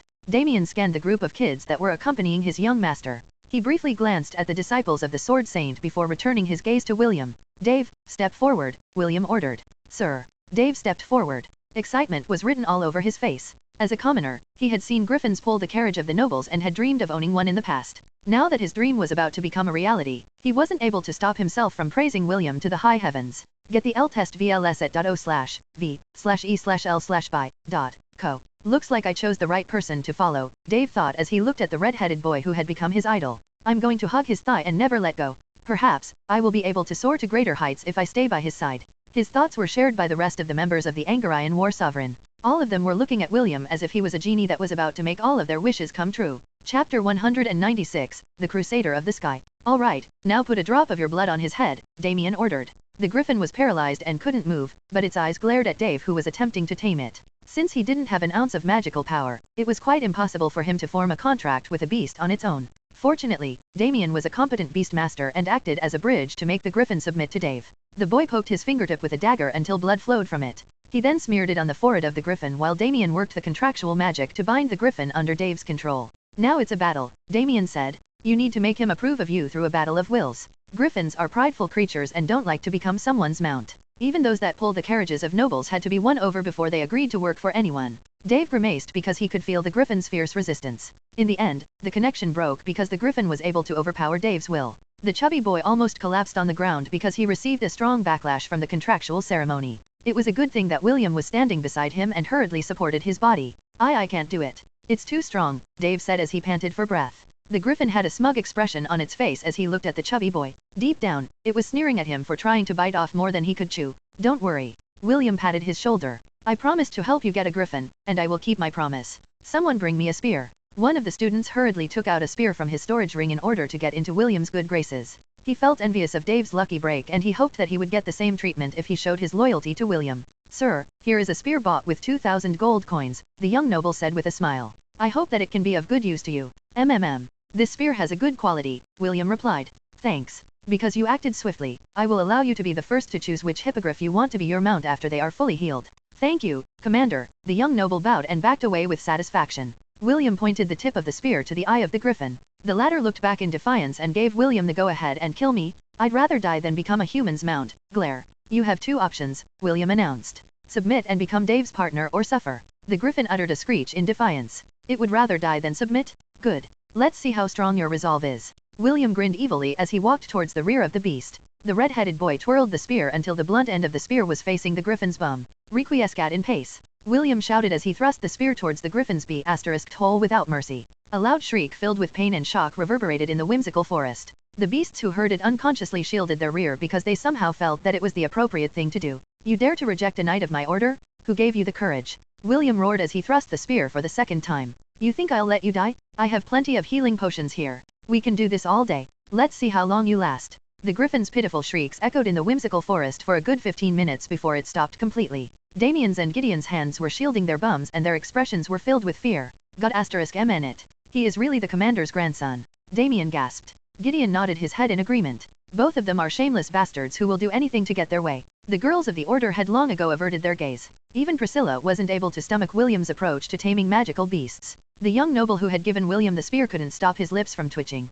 If he only knew that his 2,000 gold spear would be used in this manner, he would have given William a cheaper one instead. I'll ask you again. William grinned as he faced the pitiful griffin. Are you going to submit? Or must I continue? The griffin hurriedly nodded like a chicken pecking rice. It threw away its dignity and submitted to William's will. The hippogriffs, on the other hand, were all shivering. All of them were thinking of the same thing. If I had rejected his offer to be tamed, would I have ended up receiving the same treatment? The magical beasts felt that they had saved themselves the trouble of getting hurt by agreeing to be part of William's herd. If not, they might have suffered the same fate as their mortal enemy. Damien did the contractual ceremony once again, and this time, the griffin didn't resist. It was even giving Dave the hurry and just get it over with. I don't want that crazy bastard to peg me again, I signal. After the contract was established, Dave and the griffin felt a strong connection to each other. This was the bond that was shared between the beast companions and their masters. William patted Dave's shoulder and gave the griffin the antidote to overcome the paralysis. After the magical beast was able to stand up again, the red-headed boy then walked towards the noble that gave him the spear. I'm returning it, William said. Thank you very much. The young noble looked at the dirted spear in his commander's hand and almost cried a river. He knew that he wouldn't be able to wield that spear again due to the scene he just witnessed. His mental trauma would not allow him to be able to accept holding such a weapon in his hands. Why, you can have it, Commander, the young noble replied bitterly. Consider it as a gift from your subordinate. William looked at the young noble and felt that the boy was a very good person. Because of this, he decided to give him a reward at a later time. Very well, since you feel that way, then I will keep this spear as a token of your friendship. William nodded and stored the weapon inside his ring. Let's return to the camp, William ordered. We will continue our exploration tomorrow. Yes, sir. Sid, Aerith, and Henry looked at William with complicated expressions. Just like Sid and Aerith, Henry was there to observe William's actions. He would then report these happenings to the Sword Saint as per the latter's order. The Sword Saint was very curious about William's potential, so he allowed him to hunt freely inside his domain. Also, he deemed that it would be best to equip the new Knight Order with mounts so that they would be able to perform well in the war that was estimated to happen in just a few short months. Dave fell off the griffin's back for the umpteenth time as the latter walked towards the encampment. William suggested that Dave get used to riding his new mount as part of his training. However, since he was a commoner by birth, he wasn't able to get the opportunity to ride domestic animals like horses and the likes. The griffin looked at his new partner in disdain as if telling him, you can't even sit on my back properly and you wanted me to become your mount? What an idiot. William grinned when he saw Dave's pitiful expression. He then ordered the rest of the group to continue walking to the camp while he had a private talk with Dave. Damien and Gideon also stayed behind. Their orders were clear and they were to observe their young master and make sure he didn't get into trouble. When the other members of his group were no longer around, William walked towards the dejected Dave. Dave, do you want to be able to ride your partner without falling down? William asked. Yes, Dave replied. Sir, can you help me do that? Well, it's not like I can't help you, but I don't know if it will work. Are you willing to give it a try? I trust Sir William. I am willing to try anything as long as I can be a proper knight. William's expression suddenly became serious. Damien, Gideon, make sure that no one will be able to spy on me. What I am about to do is confidential. Make sure that no one will witness it. Very well, young master. Damien agreed. All right. Gideon nodded. Both of them disappeared from where they stood as they created a protective perimeter around William. Ezio, who was hiding in the shadows, also extended his help and made sure that no one would be able to interfere with whatever William was about to do. Dave, before we start, you are going to sign another contract, William said as he presented a scroll in his hand. You are not allowed to tell anyone anything about what you are going to witness today. That includes you, Mr. Griffin. The Griffin hurriedly nodded its head in understanding. It already knew how unreasonable William could be, and it didn't want to experience it a second time. Okay, I need both of your blood, William ordered. Both the boy and the Griffin obeyed without question and allowed William to get some of their blood. After the scroll glowed and the contract was completed, the red-headed boy took out a spear from his storage ring. This spear was not the common spear that was used in battle. Instead, it was a justing lance used by mounted cavaliers. The main body of the lance had a silvery blue color with runic patterns and looked utterly majestic. Its handle was golden in color and had several runic patterns inscribed on its body. William held the lance upwards using both of his hands. The half-elf was wearing the clothing of a nobleman and with the lance in his hand, he looked like a noble who held a lot of authority in his hands. Kneel, William ordered. Dave had an understanding look on his face, and kneeled with his left knee like a proper knight and bowed his head. William lowered the lance and lightly tapped Dave's left shoulder. Get the L-test VLS at .o/v/e/l/by.co. In the name of the god of all trades, Gavin, and the goddess of knights, Astrid, I give you the right to bear arms and the power to meet justice, William said with a righteous countenance. May you protect the innocent and use your strength to uphold the honor of your sovereign and people. The lance glowed once as if empowering William's words. Dave saw a string of words appear inside his mind and said them out loud. I, Dave Cornwell, hereby solemnly obey as a knight of the Angarayan War Sovereign. William smiled and lightly tapped Dave's right shoulder before raising his lance once more towards the sky. Rise, my knight, and uphold the oath that you have made today, William stated. May your courage and bravery illuminate the world for eternity. r18, the lance that illuminates the world, showered Dave with a golden brilliance. The king chess piece within William's sea of consciousness glowed thrice before returning to its normal state. A series of words appeared in William's status page which caught him completely by surprise. First Knight of the Angarayan War Sovereign has been registered. Name, Dave Cornwell. Bestowing Knight title. Appropriate title found. Dave Cornwell, the Crusader of the Sky. Chapter 197, Can we talk in private? William thought that Dave's title was really cool as he stared at the young boy in front of him who seemed different from before. Dave could feel a certain strength inside his body that he couldn't explain. However, this time around, he felt that he could ride the griffin without falling off its back. The chubby boy raised his hand and the griffin unconsciously lowered its body to allow him to mount. Dave then confidently sat on its back as if he had done it countless times before. After seating securely in place, he then patted the back of his partner as if telling him to stand. When the griffin rose to its feet, it felt that his rider was very different from the one who mounted him a few minutes ago. It was as if the one riding him right now was a completely different person. William's jaw almost dropped when he saw another change on his status screen. Name, Dave Cornwell. Race, human. Health points, 10,000/10,000. Mana, 3,000/3,000. Prestige job class, Crusader of the Sky, LVL1. Strength, 30, +10. Agility, 25, +10. Vitality, 40, +10. Intelligence, 20, +10. Dexterity, 40, +10. Skills, Dual X. Union of Man and Beast. Tactician. Tornado Descent. Shield Boomerang. Grand Cross. Title, Storm Rider. Storm Rider. During a storm all stats increase by 100%. Aerial mobility increase by 200%. Can use Heaven's Fury once a day. FCK? What kind of BS is this? William cursed out loud. He almost dropped r18 from his hands as he read Dave's status page. Why is he so up?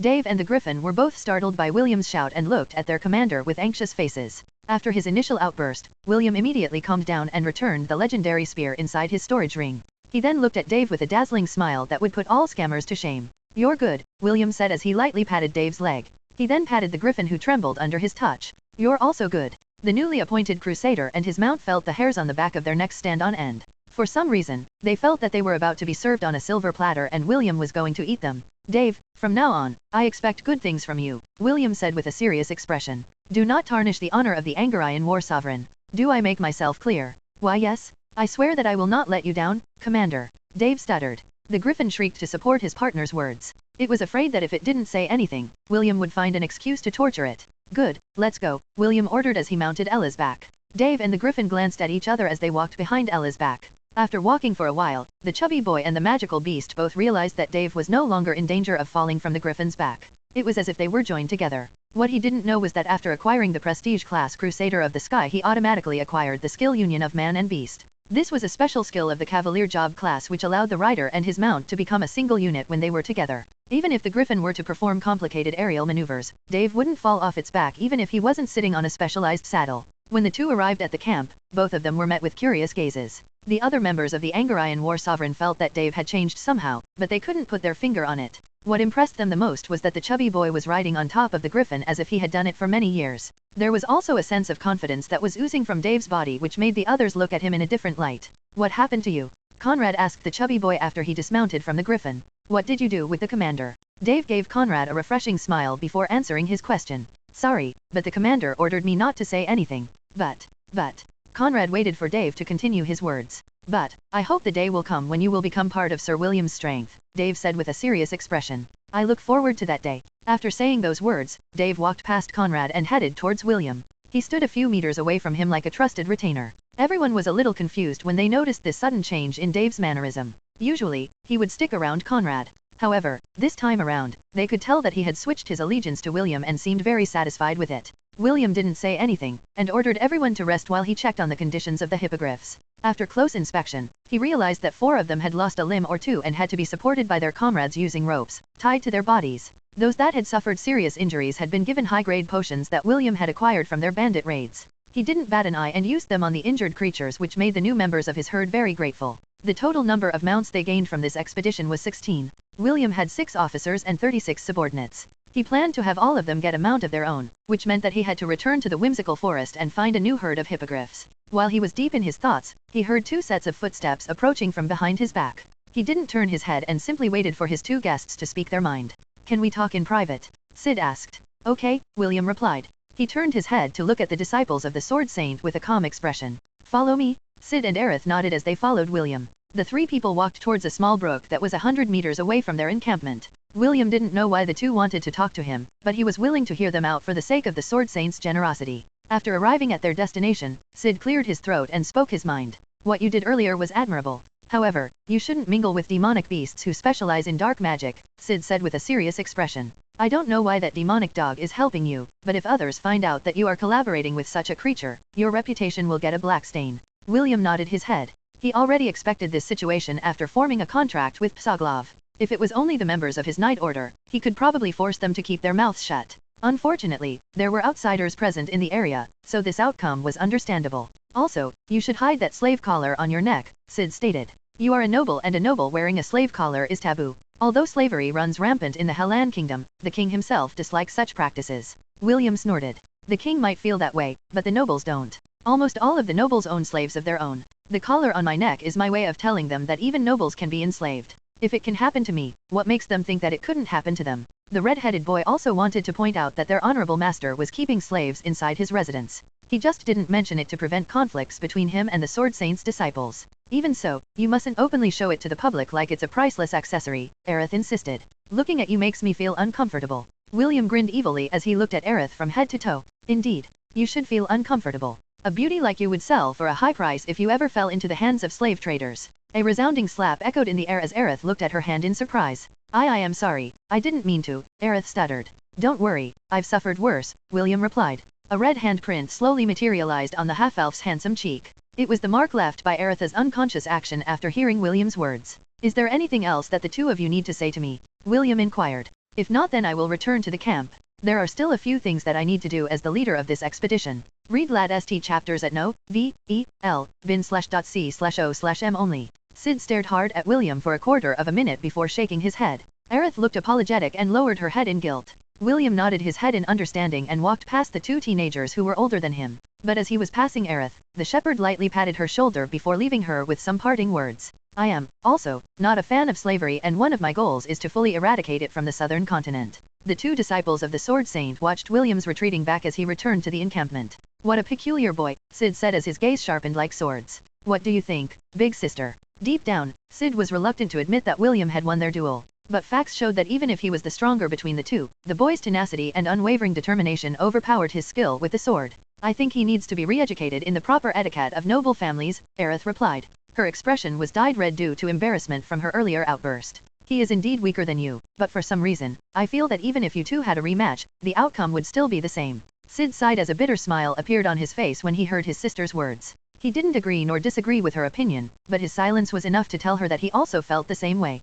This was the first time that the two of them had met someone as mysterious as William. On the surface, he acted in a carefree manner, just like a sword during peacetime. However, during times of emergencies, his attitude changed completely. Like a fully drawn blade with exquisite sharpness, he was able to cut down the obstacles blocking his way. The two finally understood the real reason why their master had sent them to observe William. He wanted them to learn that not all battles were honorable. In a fight of life and death, honor and dignity were merely beautiful decorations. Someday, I will win against him, Sid muttered softly. Aerith, who was by her brother's side, nodded her head. She, too, wanted her brother to be hailed as the strongest in the southern continent, just like their master. However, as she looked at the small retreating back in the distance, she felt that the hurdle that her brother was about to face was a mountain that towered above the mortal realm. A mountain whose peak could never be conquered. Chapter 198, Bastion of the Chiron Tribe. The next day, Henry took William and half of his subordinates to the whimsical forest to look for hippogriffs once again. Dave was tasked with guarding their encampment, along with the 6 people in his team. The injured hippogriffs they had captured the day before were in their encampment, and someone had to guard them to ensure that they were not attacked by wandering beasts.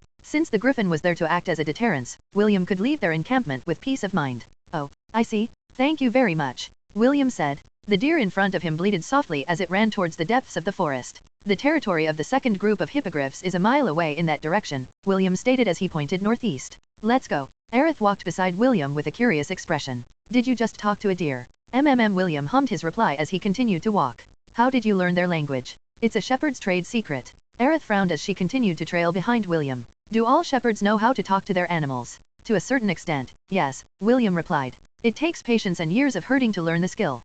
Can you teach me? I've always wanted to communicate with animals. It would be best if you learn from a druid. I can only talk to beasts that belong to the herd. Top VL updates on n/o/v/lb/in.com. William couldn't possibly tell Aerith that his ability to talk to animals was inherited from his elven bloodline. Just like his mother was able to talk to Skyla, William was only able to communicate with beasts that belonged to the herd. Ironically, cranes also belonged to the herd category. This was why the red-headed boy was able to communicate with Skyla properly. While walking in the direction of the hippogriff's territory, a small wren landed on William's shoulder and began chirping. Dia looked at the small bird and hesitated. She didn't know if she should eat it or not.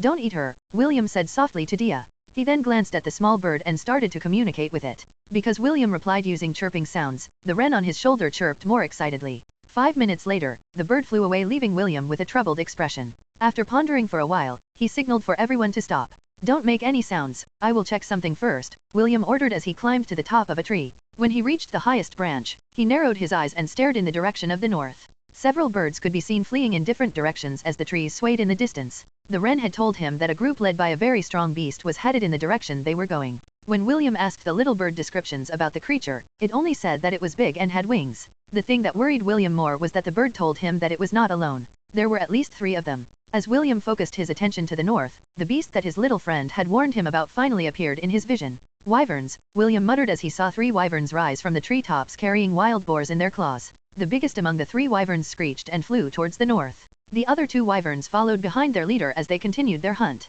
Wyvern. Pseudo-dragon. Threat level, A, high. Cannot be added to the herd. It is said that wyverns descended from the bloodline of dragons. Has very high aerial maneuverability and boasts incredible fighting prowess. Their tails have a poison stinger that is capable of inflicting poison strong enough to kill a human in minutes. Wyverns are able to use breath attacks similar to dragons. However, the damage of this energy attack is weaker compared to pure blood dragons. This creature has the ability to further evolve and become a variety of stronger monsters. Some of their evolutions include blood wyverns, storm wyverns, frost wyverns, fire wyverns, and several other species depending on their location. All evolved wyverns are of centennial rank and must be treated with great caution. Fortunately they found the boars before they found the hippogriffs, William thought as he watched the majestic creatures fly away. Now I understand why Conrad wanted a wyvern as his mount. When Conrad told William that he wanted a wyvern as his mount, his first reaction was to give the older boy the middle finger.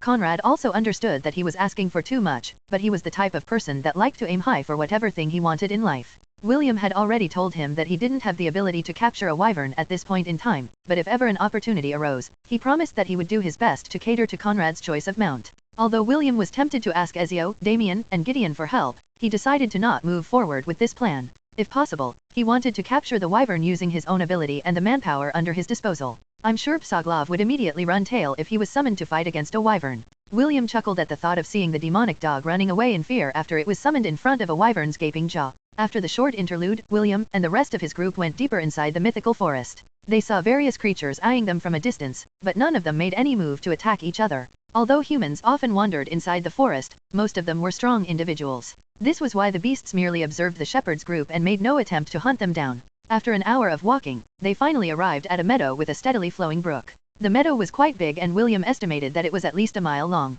Several beasts like deer, moose, and wild bison grazed peacefully in the distance. Not far from their location were the magical creatures that William and his group sought after. It was none other than a herd of hippogriffs. Compared to the one that they had first met, the members of this group numbered more than 100. The alpha of the group stood in the middle and eyed William's group with a calm gaze. Before William could even walk towards the alpha hippogriff to talk, a rumbling sound was heard not far from them. From the depths of the forest, a platoon of centaurs carrying pikes and bows charged in William's direction. The half-man, half-horse creatures stopped 20 meters away from the humans and eyed them with vigilance. Centaur. Humanoid creatures. Threat level, C, mid. Can be added to the herd. Success rate, 20%. A centaur has the body of a horse topped by a humanoid torso, head, and arms. Most of them avoid conflict but fight fiercely when forced to do so. They are experts in melee and ranged combat. Their preferred weapons are spears, pikes, and bows. Some of them are born with the ability to wield magic, but these are very rare cases. What are you humans doing here within the territory of our Chiron tribe? A centaur carrying a silver spear, and wearing a silver helmet, asked in a booming voice. Chiron tribe? Are you that same tribe that the Sword Saint allowed to settle in these lands? Sid asked back. The centaur snorted and faced the Sword Saint's disciple with arrogance. Allowed to settle in these lands? Boy, you'd better watch your mouth. Or else, I will be more than happy to cut out that tongue of yours. You can try, Sid replied. The boy was about to unsheath his sword, but was held back by William's hand. What did I say about not getting in the way of our mission? William asked with a smile. I'll handle this. Everyone, don't draw your weapons. The half-elf stepped forward and addressed the person who seemed to be the leader of the Centaurian platoon. My name is William von Ainsworth, William announced. May I know your excellency's name? The centaur captain looked at William with a frown. His instinct was telling him that the boy in front of him was not an enemy, but a friend. However, he had met a lot of humans in the past and all of them were sly creatures who not only stepped on their kindness, but even captured their tribe members in order to sell them as slaves. In short, the centaurs inside the whimsical forest were wary of humans and would usually repel them whenever they met them in the forest. You can call me Bastion of the Chiron tribe, Bastion answered. What is your purpose for coming to our territory?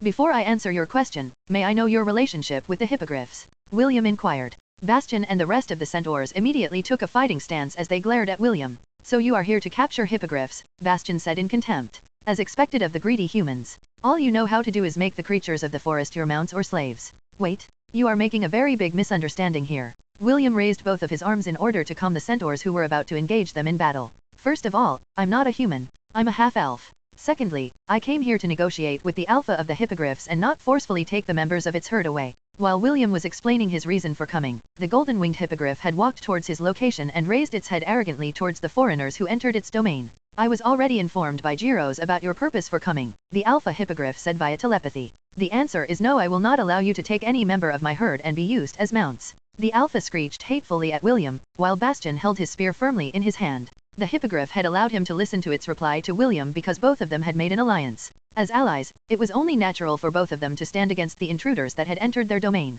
Chapter 199, Your name will be Athon. In fact, it was not only the hippogriffs that were allied with the centaurs. All the creatures that were grazing in the meadow were part of their alliance as well. This was why the centaurs appeared when William's group arrived in the meadow. The wild bison, moose, and deer had already trapped William's group in an encirclement and were only waiting for Bastion's order to attack. The only reason why they were still being civil was because of the fact that William was radiating a presence that made them not want to have a conflict with him if possible. Leave. Bastion ordered. This is your last warning. The next time you return, we will treat you as enemies. William sighed internally because they were left with no other option but to leave the meadow. Okay, we will leave. William nodded his head. He then turned to his group and made a hand gesture. Let's go. Sid and Aerith were frowning, but they still followed William's orders. William's group retreated a mile away from the meadow and formed a temporary camp. It was only lunchtime, so there was plenty of time to think of their next course of action. William was currently resting on top of a branch with his back leaning against the tree. He didn't want to engage in a full-blown confrontation with the centaurs and their allies because the latter treated them in a civil manner, despite the fact that they went there to capture some hippogriffs. There must be a way, but how? William pondered as he gazed at the northeast. While he was mulling over his options, the wren that chatted with him earlier perched on his shoulder and began chirping. Oh, chirp. How many? Chirp. William crossed his arms over his chest as he digested the information that was given to him by the little bird. Say, do you want to travel together with me? Chirp. Yes. Our meeting must be fate, William said with a smile. Although you're very small, you're quite capable of gathering news. How about you work for me as my news informer? Chirp. If you come with me, you'll never go hungry again. I promise you. New N0vel chapters are published on N0v/e/lbin/co/m. The wren thought for a while before chirping in affirmation. William grinned and added the small bird to his herd. Wren. Common bird. The wren is a tiny brown bird, although it is heavier and not as slim as the even smaller goldcrest. It is dumpy, almost rounded, with a fine bill, quite long legs and toes, very short round wings and a short, narrow, tail which is sometimes cocked up vertically. For such a small bird it has a remarkably loud voice. Let me think of a good name for you, William said as he rubbed the little bird's head. The little bird looked at William in anticipation as it waited for its name. After giving it much thought, the red-headed boy finally thought of a good name for the little guy who stumbled upon them in the forest. Ethon, William smiled. From now on, your name will be Ethon. The king chess piece in William's sea of consciousness glowed thrice and a small change appeared on the wren's body. A golden crest appeared on Ethon's chest. It was like a small marking that allowed William to identify him from birds of the same species. After adding Ethon to his ever-growing herd, William climbed down from the tree and shared the news he just received.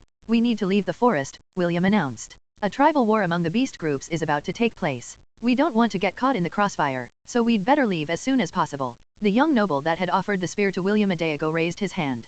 Commander, what about the mounts? Worry not, my dear comrade, William said with a mischievous smile. I'm sure that we will be able to snatch a few creatures during their internal conflict. For now, let's go back to the camp and wait for the aftermath. Ethon had told him that the fight would be breaking out any moment and the sooner they left, the better. If William was alone, he was confident that he would be able to maneuver freely in the forest. However, since his subordinates were with him, he didn't dare to act boldly. It was best to return to their encampment first then sneak back inside the forest to play the fishing game. Ella, Dia, Ragnar, and Ethon looked at William with a knowing glance. Since they were part of his herd, they could understand his thoughts to a certain extent. He was already looking forward to the grand haul that was about to take place. No good. The young master is really similar to the commander, Damien whispered to Gideon who was seated behind him. Look at that smug expression on his face. That is what commander looks like when he is just about to raid a bandit camp and steal their treasures. You're right, Gideon whispered back. I have a feeling that he will drag the two of us along as well. If he really is the commander's grandson, he will throw away his dignity and become shameless. As if feeling their gazes, William glanced at the two men and gave them a refreshing smile. That smile alone confirmed the two men's suspicions that the brat was up to no good. Kenneth sat beside William and tapped his shoulder. Whatever you are planning on doing, take me along.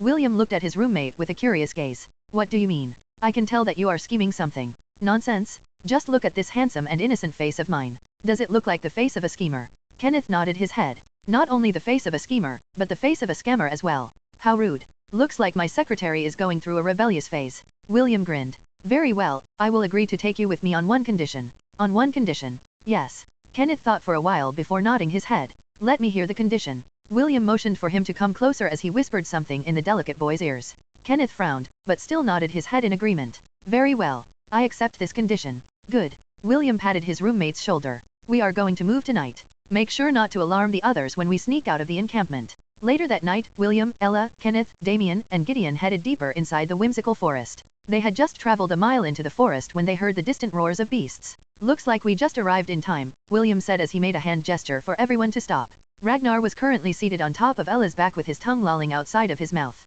Dia, on the other hand, was resting on William's head, while Ethon was perched on his shoulder. William raised his hand and a portal appeared beside him. Psoglov, the demonic dog, arrived with a smirk plastered on his face. Are we going to start our hunt?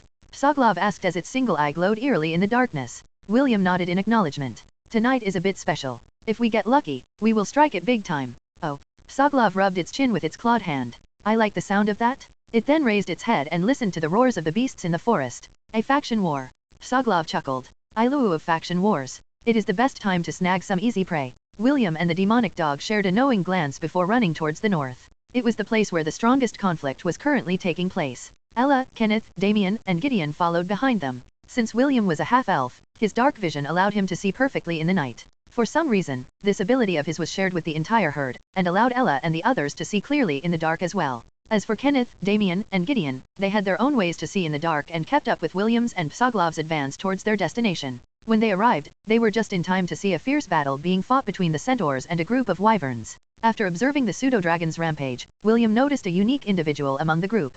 The wyvern's body was red in color, and there was a crimson crystal embedded in its forehead. William used his appraisal skill on the creature and his face suddenly became serious. It had been a while since he faced off against a creature of such rank, and he knew that it was a steel plate that he didn't dare to kick. Blood Wyvern. Pseudo-Dragon. Centennial Beast. Threat level, S, high. Cannot be added to the herd. The Blood Wyvern is one of the evolutions of a wyvern. It has the ability to continuously grow stronger by drinking the blood of magical creatures. This wyvern has the ability Bloodthirst, which allows it to identify the location of any warm-blooded creature within 2 square miles with it as its center. Even those with the stealth or invisibility skills will not escape its sight. It also has the ability Skill Absorption that allows it to acquire the skills of the creatures it has consumed. The Blood Wyvern can evolve into a Crimson Wyvern once it has stepped into the ranks of millennial beasts. A wyvern known for its brutality and strength that can even overpower pure-blooded dragons of the same rank. Chapter 200, The Fisherman's Game Part 1. That one is one nasty beast, Psoglov commented as his single eye locked on the Blood Wyvern that was currently circling around the Centaur tribe. The Blood Wyvern was currently fighting against the top dog of the Centaur tribe who was also of the Centennial rank. However, not all creatures of the same rank were equal. There would always be racial differences between the two which would decide who had the upper hand or not. Centaur War Chieftain. Humanoid creature. Centennial Beast. Threat level, S, mid. Can be added to the herd. Success rate, 1%. William briefly glanced at the information of the Centaur War Chieftain. Basically, it was a centaur that boasted the highest combat skills within the tribe. Right now, that same centaur was keeping the Blood Wyvern at bay using magical range attacks. However, that was exactly what the Blood Wyvern intended it to do. As long as the War Chieftain focused on it, the other wyverns would be able to decimate the rest of the tribe using their superior strength. Although the Centaur tribe numbered around 2,000, the majority of them were Class C creatures with only a dozen Class B warriors at most. Wyverns were one of the apex predators in the whimsical forest, and even though the centaurs had the advantage in numbers, it was futile against their enemy. While the battle was ongoing, a loud shriek pierced the air and 50 hippogriffs appeared on the battlefield. They were allied with the centaurs and it was only natural to lend their assistance during times of need.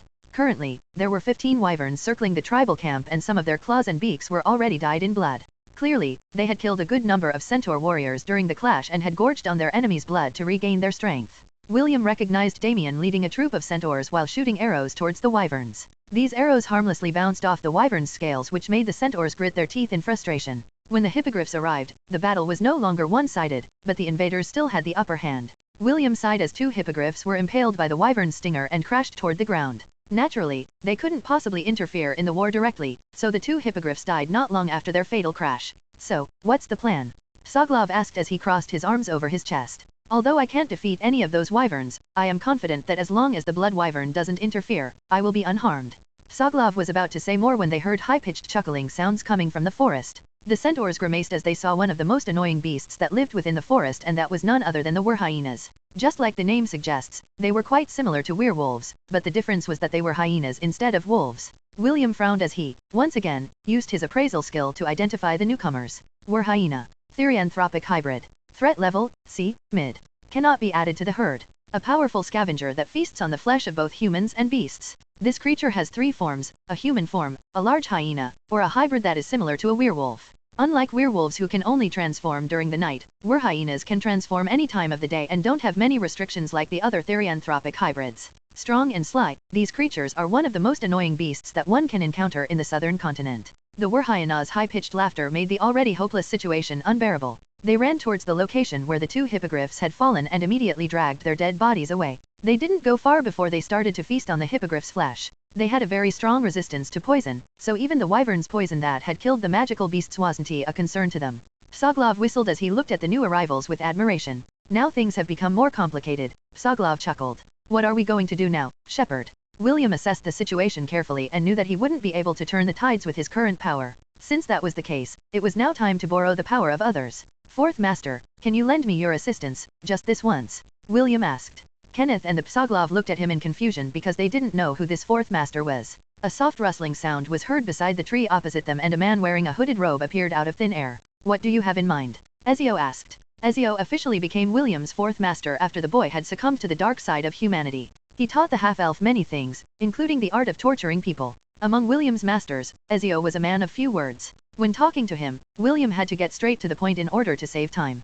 4th Master, can you deal with the Blood Wyvern? William asked. Check out LTSTVL on novel/bin.cm. This was the most pressing matter right now. As long as the Blood Wyvern was defeated, the Centaur War Chief would be able to deal with the other wyverns quite easily. I can, but I will need some help, Ezio replied as he glanced at his 2 comrades who were sent by their commander. Damien and Gideon just nodded their heads in understanding. They would help Ezio deal with the blood wyvern, while William dealt with the rest. Be safe, young master, Damien said as he patted the boy's shoulder. Don't let the hyenas bite you, Gideon commented. The commander will kill us if you turn into one of them. William nodded his head. Be at ease, seniors. After getting his reply, the three men disappeared. William didn't know where they were, but he was certain of one thing. The blood wyvern would soon be dealt with. Let's go, William said as he jumped off the tree. Kenneth and Psoglov followed suit and landed on the ground. Alla transformed into her war ibex form and allowed William and Kenneth to ride on her back. We will first join the centaurs and help them repel the hyenas, William explained his plan. Psoglov, summon your doppelganger to help catch the hippogriffs just like you did yesterday. Leave the rest to me. Alright, but I want a few cores from the hyenas, Psoglov replied while stating his condition. Okay, I like dealing with smart people. Alla charged towards the battlefield while William fired arrows at the hyenas that were closing in on the centaurs. The centaurs, on the other hand, glanced at Damien to wait for his orders. They didn't know whether to attack William or turn a blind eye on his actions. Don't mind him for now, Bastion ordered. Attack the hyenas. The centaurs roared in acknowledgement and charged towards the annoying scavengers with their pikes and lances. The battle became more intense as both sides fought tooth and nail for supremacy. The centaurs were clearly at a disadvantage because the wyverns and the hyenas seemed to be in cahoots with each other. Using their superior numbers, the centaurs chased away the hyenas and managed to kill 6 of them. However, the hyenas and the wyverns managed to kill more than 100 centaurs in the span of a few minutes. William waved his hand and shamelessly snatched the dead bodies of the hyenas inside his storage ring. The centaurs were not in the mood to pay attention to his petty action because their entire tribe was at stake. Alla's horns embedded themselves in a hyena that was about to deal the finishing blow to a fallen centaur. The creature shrieked in pain, but William's spear pierced its eyes, all the way through its brain, ending its life in the process. The hyena's attack became frenzied, but William's and the centaur's united assault overpowered their rabid attacks. Suddenly, a wyvern descended towards the hyenas and the centaurs that were engaged in close combat and opened its jaws wide. It's going to fire its dragon breath.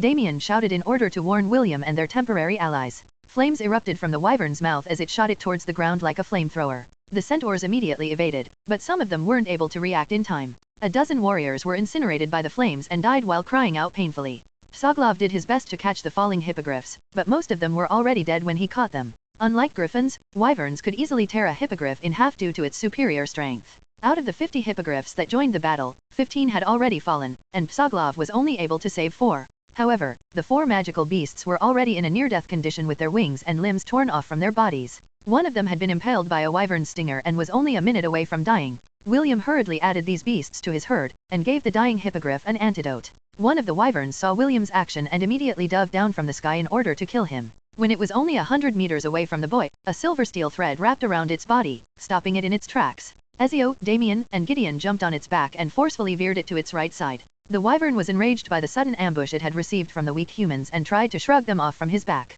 Unfortunately, the 3 men riding on its back were its worst nightmare. Damien laughed as he clamped a collar on the wyvern's neck. After the collar was firmly locked in place, the wyvern froze in the air before rising to the sky. Damien was a beastmaster. Naturally, he could tame many kinds of beasts. His forte was taming flying creatures. Gideon was a beastmaster as well. However, his specialty was land-based creatures. Together, they formed a formidable team that could capture different beasts in both land and sky. Damien controlled the wyvern and sneakily approached one of its brethren. When he was close enough, the beastmaster jumped off from the wyvern's back and threw the silver steel thread towards the opposite wyvern's neck. The wyvern was busy dealing with the centaurs on the ground, so it didn't notice the beastmaster that had snuck up on it from behind. Just like the first wyvern, Damien easily took control of the second one. I can only control 2 of these beasts at a time, Damien said. The blood wyvern's rank is too high for me. I won't be able to capture it. Don't worry, just let me get close to it, Ezio replied. All right. Damien nodded his head as Ezio transferred to the wyvern he was currently controlling. Ezio's confident reply made Damien remember that this reclusive comrade of theirs was someone who could fight against centennial beasts alone.